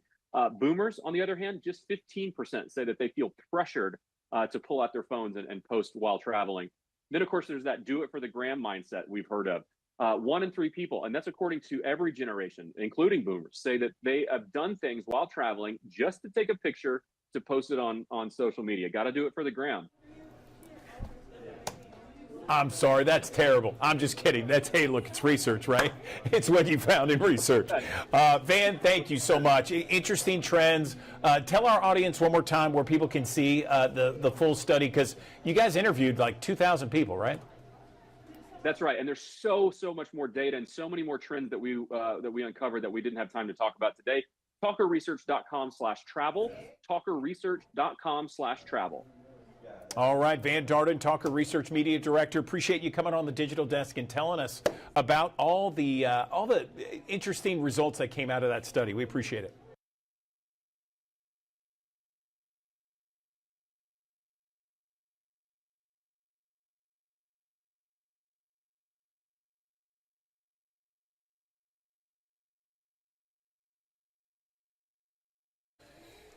Good morning, everyone. Welcome back to the Action News 5 Digital Desk. Many of us have food allergies. Perhaps we have family members that have them as well. On the Action News 5 Digital Desk, I want to welcome in two people here. We have Colin Hood and his mother, Christine. Colin was diagnosed with 15 different severe food allergies, and navigating that kind of challenge is got to be so difficult, a lot of obstacles there. Good morning to you both. Colin, talk to us about the kind of food allergies you have and your best methods or practices for navigating any restaurant or school cafeteria. Good morning. So as I grew up with all my food allergies, it's been, as you probably imagine, very difficult to deal with. But as I've gotten older, there have been new ways to treat it, such as Neffy, which is a nasal epinephrine that you inject through the nose instead of a needle, like in the leg. And when I was younger, I was very needle phobic, which made it a lot harder to deal with the allergies, because knowing that the one thing that could save you, you were kind of scared of, made especially my mom very nervous. But now that I've been getting older, it's been much easier to manage. That's great news. I'm happy to hear. Christine, as a parent, talk to me about what it was like. How was Colin diagnosed with all these food allergies, and what did you do to protect his safety and well-being? Great question. So I had him, and the first time I nursed him in the hospital, he actually his face swelled up. And at first they thought it was a clogged tear duct, and they kept taking him back to the nursery, and it happened again and again and again. Eventually we figured out, I mean, by 5-6 months old, he was diagnosed with 10 different food allergies. We're up to 17 now. So it was terrifying. I didn't know anybody else with food allergies, let alone this many. We've formed a great community, but keeping him safe is number one. So making sure that he has epinephrine available, that his babysitters, teachers, coaches, everybody had them, keeping the foods away. That's really the best we can do. But in the event of a severe allergic reaction, epinephrine's the only way. So having Neffy has been so big for us because he remembers it. He's not afraid to use it. And with a slight side effect of maybe, runny nose, headache, or some nasal discomfort, that's a small price for the only drug that can stop a severe allergic reaction. So that's really big deal. And I hope other parents with food allergies, that's the most important thing, is to carry your epinephrine at all times. So Colin, talk to me about your school experience. I mean, has the food allergies stopped you at all from doing things you want to do? I wouldn't say it stopped me, but it has made things much more difficult. So especially with sports and hanging out with friends, it's been a little difficult, especially when food's a part of it, because in high school, food is kind of a part of everything with how much teens eat. And especially in sports, like on buses, it can be very difficult to deal with other kids, especially because they're a little bit less accepting than adults are with information. So my good friends, who are some of them aren't in sports with me, help with the everyday stuff. So that's good for me. Have you ever had an emergency where you've had to use Neffy? And tell me how that went. He's not yet had to use Neffy, but he's had several anaphylactic episodes where he needed epinephrine. He's had one at school. He's had one at home. He's had them from takeout foods.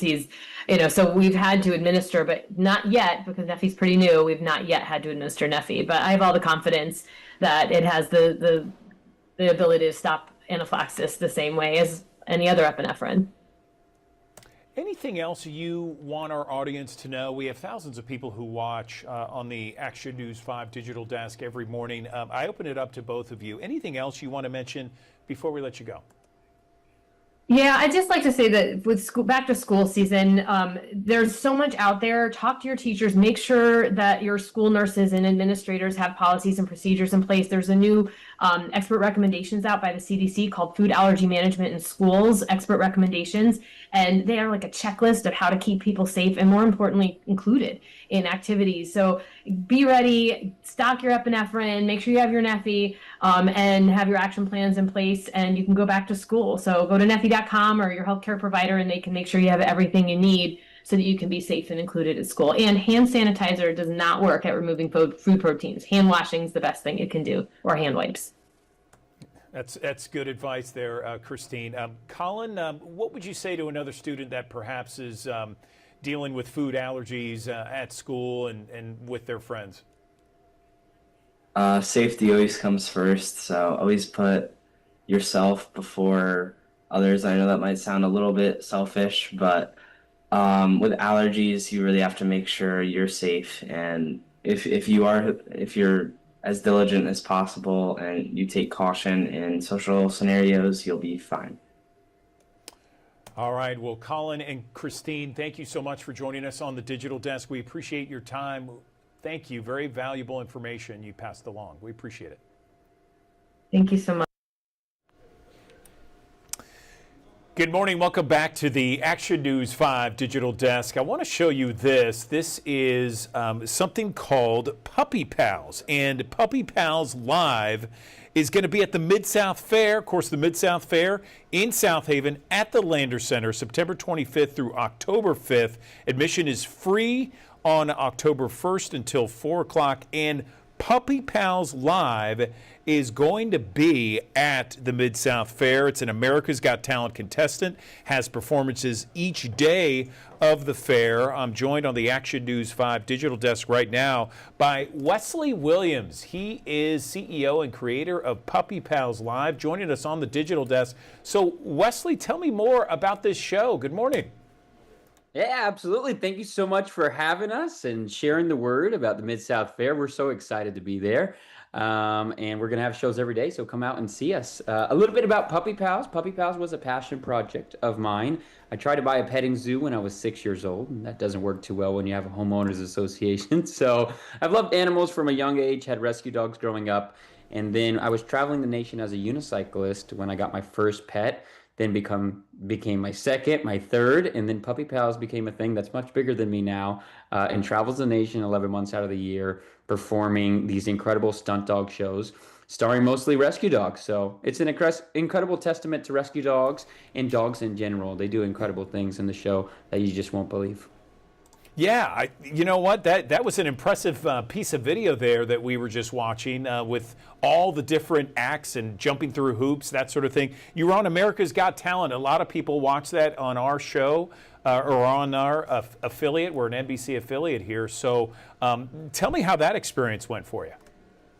Absolutely, it was amazing. I mean, it is America's Got Talent. It is the biggest stage, and we were on season 15, 2020, made it all the way to the semifinals. And believe it or not, I was also a contestant on that same season as the dogs, and I was chopped liver by the time we got to the semifinals. So they are incredible. They're adorable. You just want to hug them after the show. I mean, everybody loves dogs and rescue dogs at that. And now they're doing incredible tricks. What's not to love? No question about it. So tell me a little bit about the show. So they're doing all these tricks. I mean, you know, how many dogs are in the show? What does it take to train these dogs?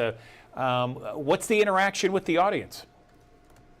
Absolutely. It is a very interactive show. We bring an audience member up in every single show to be a part of it. And we train all the dogs with positive reinforcement. So that means lots of practice, lots of patience, and lots of treats. So all these dogs are motivated by treats or frisbees. So you'll see some frisbee dogs in the show too. And all these dogs are just out there having a great time. We don't put any dog on stage that doesn't enjoy being out there. And you mentioned how many dogs and what breeds. Well, we have a bunch of different dogs. In fact, if you come back to more than one show, it's very likely that you'll see a different dog because we change up the shows from one show to the next. And we have a variety of different breeds from, you know, a dash down mixed to border collies, all kinds of fun dogs and smart dogs at that, very smart. Yeah, it looks like it. I mean, to be able to perform those kinds of acts and stunts, no question about it. So tell me, how long have you been doing this, and how many dogs are actually involved? Yeah, absolutely. In our show there, we will have 5 dogs in every show. It will differ, like I said. It might be a different dog in the next show. So if you're there and you got time on your hands, I mean, there's a lot to do, but if you do have time on your hands, come on back and see us more than once. I got started around 2017 with the dog show. And these are the 3 original Puppy Pals behind me. You can kind of see them there. They're on the wall of fame. And I started with these 3 dogs. I just love them to death. And they became this sensation that has now grown to 2 units. We have 2 full-time dog shows that travel the country, and just bringing joy to people all over. And as long as I'm having fun doing it, I'll keep it going. But I do it for the love of the animals. You can't do it for any other reason. Staying on the road with dogs and performing 11 months out of the year is not for the faint of heart. So we love the dogs, and that's at the forefront of everything that we do. Okay, so they are at, and the Puppy Pals Live is at the Mid-South Fair at the Landers Center in South Haven, September 25th through October 5th. You can check out various shows throughout every day of the Mid-South Fair. Anything else, Wesley, before we let you go? No, just come on out. I mean, the fair is the ultimate family fun. So come on out, have a good time, and bring your family, and we'll see you there.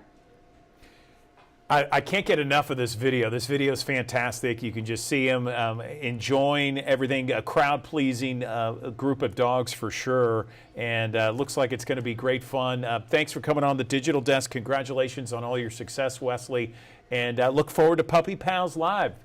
Appreciate it. Sounds good. Thank you very much. You got it. All right. Another live look from our High Five camera in Midtown Memphis. Let's get a check of our forecast right now with meteorologist Patrick Ellis.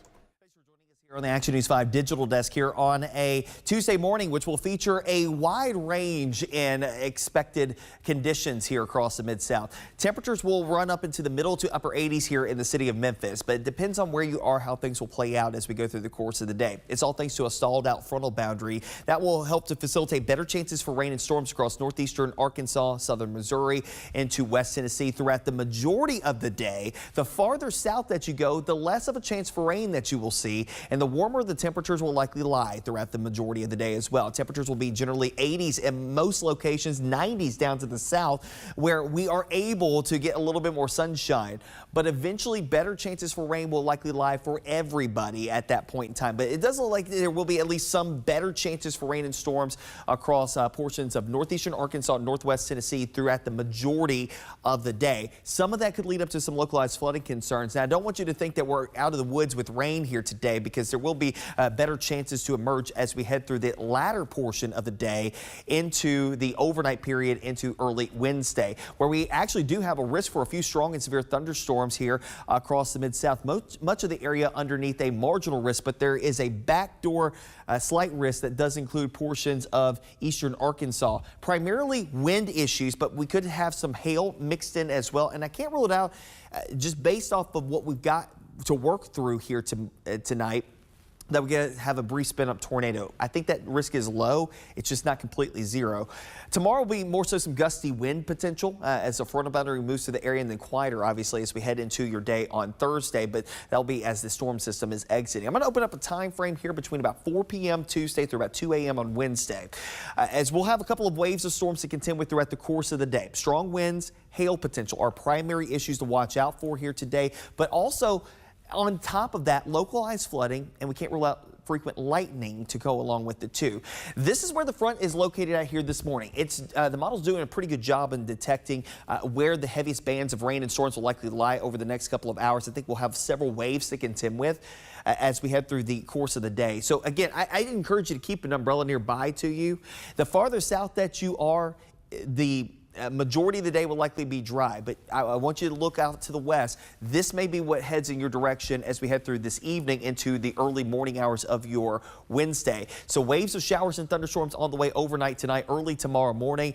That will continue for the morning commute for some of us into the afternoon hours. Several waves of scattered showers and rumbles of thunder to take us through your Wednesday before this area of low pressure, which is winding through Missouri and northern Arkansas into the early hours of Thursday, starts to scoot off to the east, and eventually that will help to bring us some better weather for the end of this week. How much rainfall could we see? I think there's going to be a pocket here. This is the next 3 days, just so you know, an additional 1 to 3 inches of rainfall across this area. This is that highlight area that we were just talking about that really won't move all that much throughout the course of today. So the vast majority of the rain that we get here will likely happen throughout the course of the day in this area. The farther south that you are, not as much, but there is another band of heavy rain that could form across the Highway 6 corridor. That would likely come from tonight's rain into the early hours of your day tomorrow. But at least once we get past all of this, the weather does quiet down. Great weekend of weather ahead for us. A lot of stuff going on this weekend, mostly sunny skies both on Saturday and Sunday. And I think that will bode well for the Southern Heritage Classic. Of course, all the events associated with the Southern Heritage Classic also looking good Thursday, Friday, and Saturday. Kickoff at 6 p.m., 79 degrees for kickoff. We'll ease our way back down to the low 70s through the end of the game under mainly clear skies for Alcorn State and UAPB, taking on each other over there at Simmons Bank Liberty Stadium. The extended forecast, 87 the high today. And again, it's not a one-size-fits-all forecast. I want to re-emphasize that. It's not a one-size-fits-all forecast, but where we do have active weather, okay, it could be heavy rainfall, the potential for some strong storms. Tonight, we will all have a better chance for seeing showers and storms that will roll us into your Wednesday. Cooler air begins to filter in behind the front as it gets pushed down to the south. Our weather does begin to improve, though, as we head through the course on Thursday. I think we start off with clouds, maybe a few lingering showers. At the end of the day, we'll end up with some sunshine, a mixture of sunshine and some clouds on Friday. Great weather for the weekend, low humidity as well. That will likely roll us into next week as well. Maybe a small mention of a shower here or there with a weak disturbance by Tuesday, Wednesday, but most spots will likely remain dry.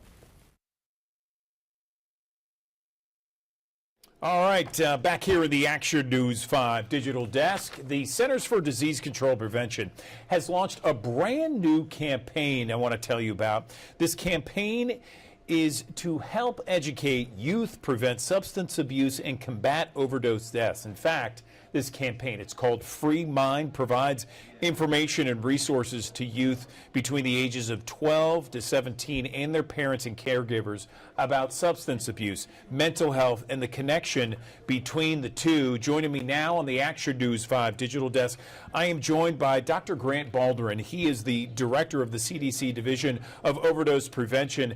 And Grant, tell me about some of the reasons behind this campaign and how prevalent is substance abuse and mental health linked. Good morning.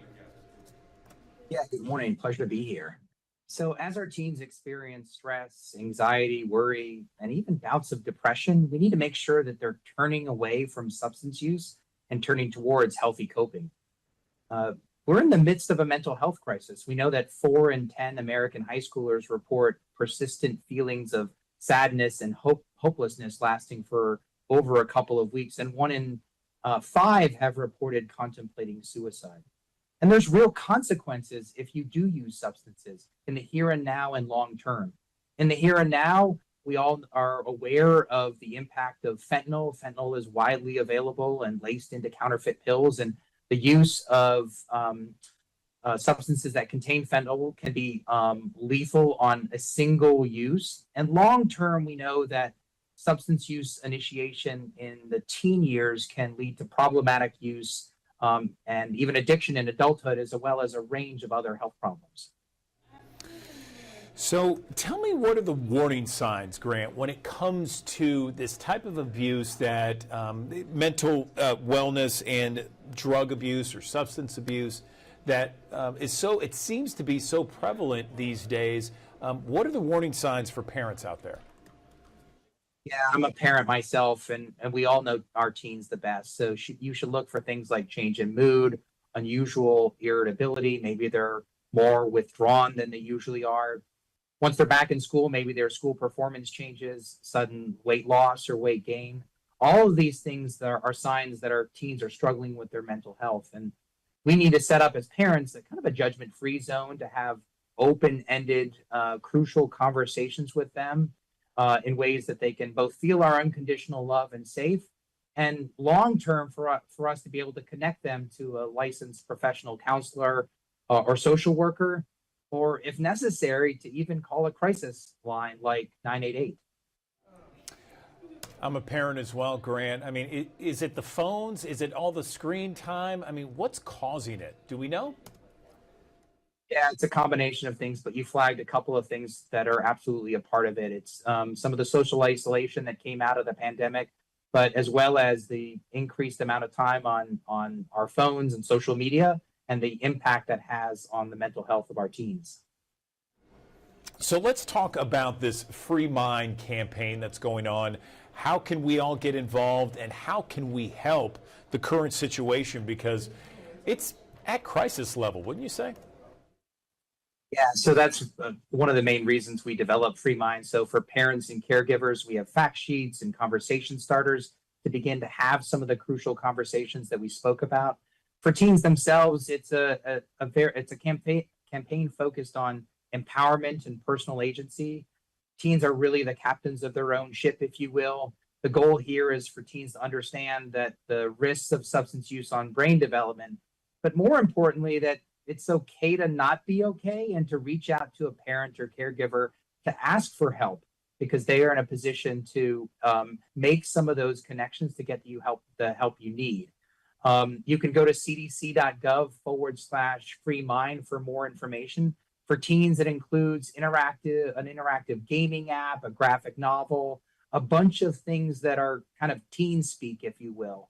Again, folks should check out that website for more information about how they can make sure that their teens' mental health is okay and to set themselves up for success this school year. Give us the website one more time, Grant. Yeah, again, it's cdc.gov/free mind. All right, Dr. Grant Baldwin with the CDC Overdose Prevention Division. We appreciate your time on the digital desk. Thank you for spelling out this new campaign, Free Mind, that we desperately need to help our youth out there. Thanks for your time on the digital desk. Good morning. Welcome back to the Action News 5 digital desk. I want to show you this. This is a brand new book out, and it is from native Memphian Loretta McNary.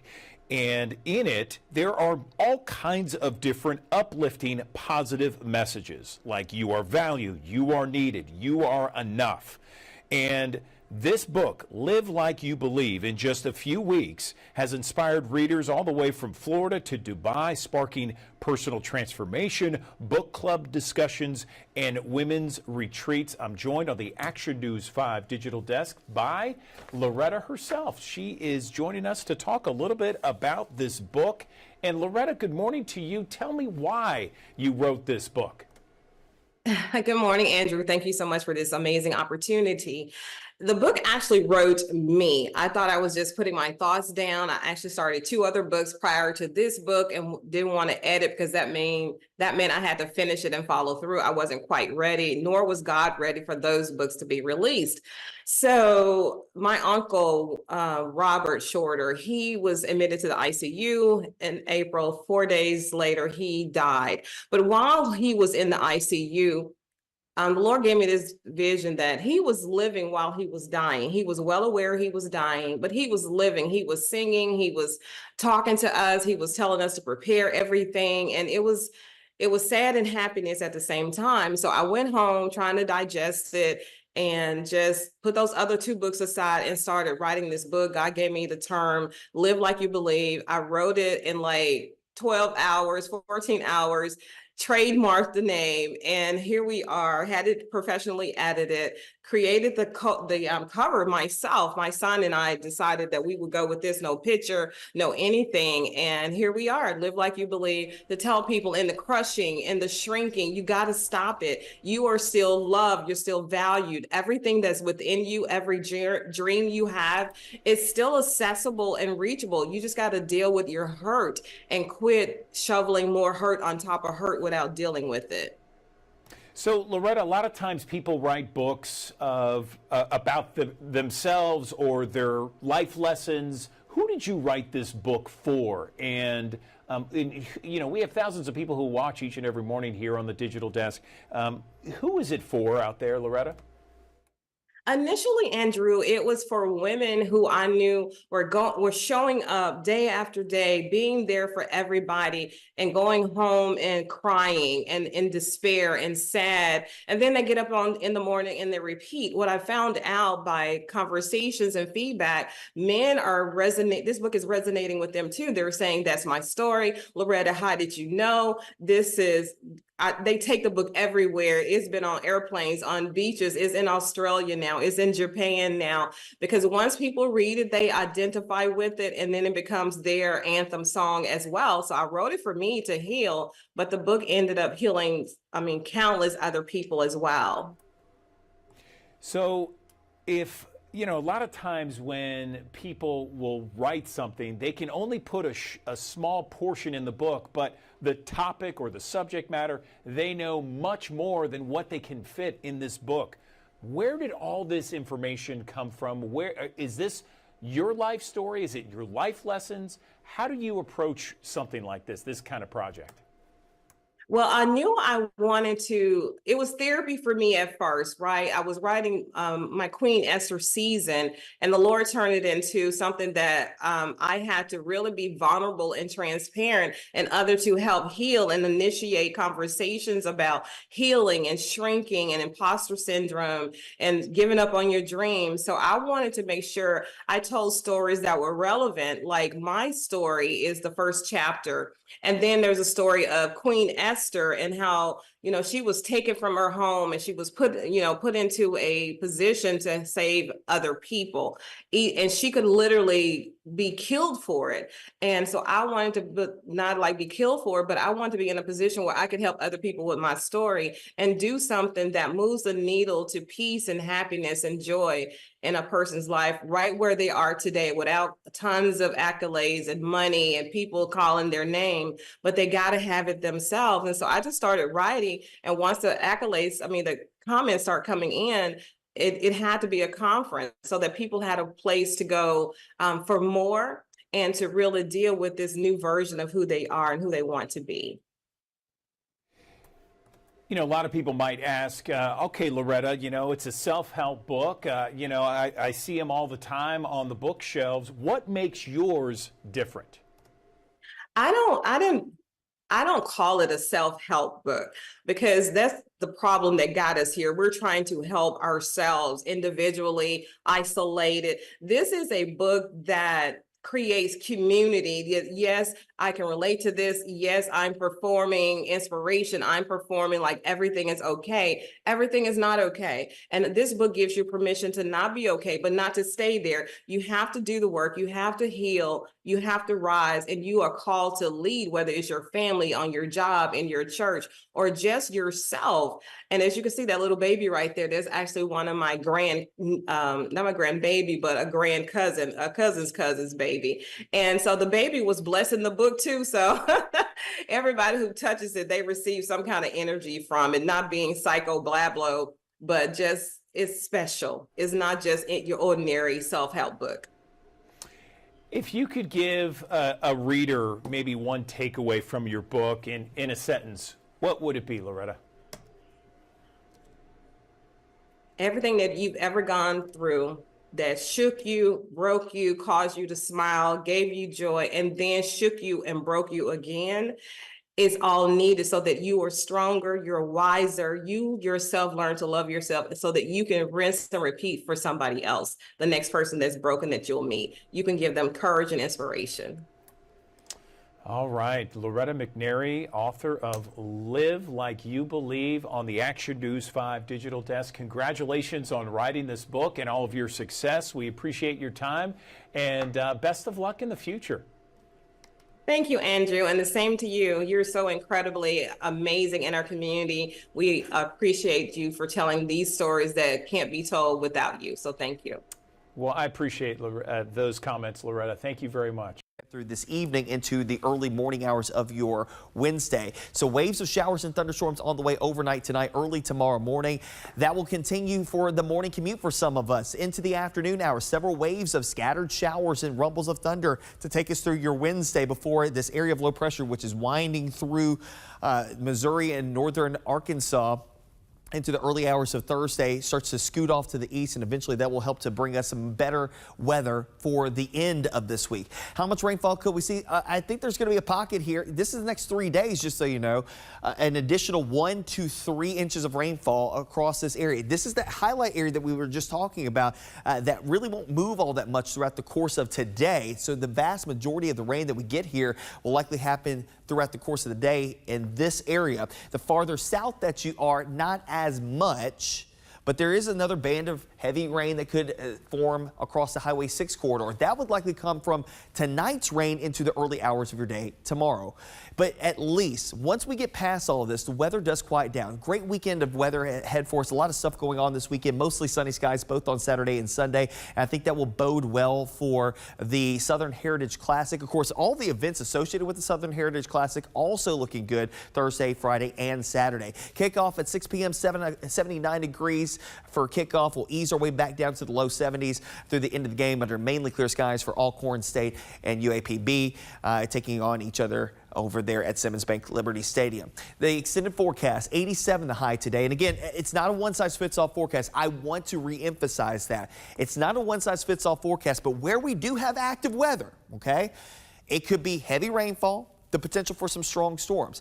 Tonight, we will all have a better chance for seeing showers and storms that will roll us into your Wednesday. Cooler air begins to filter in behind the front as it gets pushed down to the south. Our weather does begin to improve, though, as we head through the course on Thursday. I think we start off with clouds, maybe a few lingering showers. At the end of the day, we'll end up with some sunshine, a mixture of sunshine and some clouds on Friday. Great weather for the weekend. Low humidity as well. That will likely roll us into next week as well. Maybe a small mention of a shower here or there with a weak disturbance by Tuesday, Wednesday, but most spots will likely remain dry.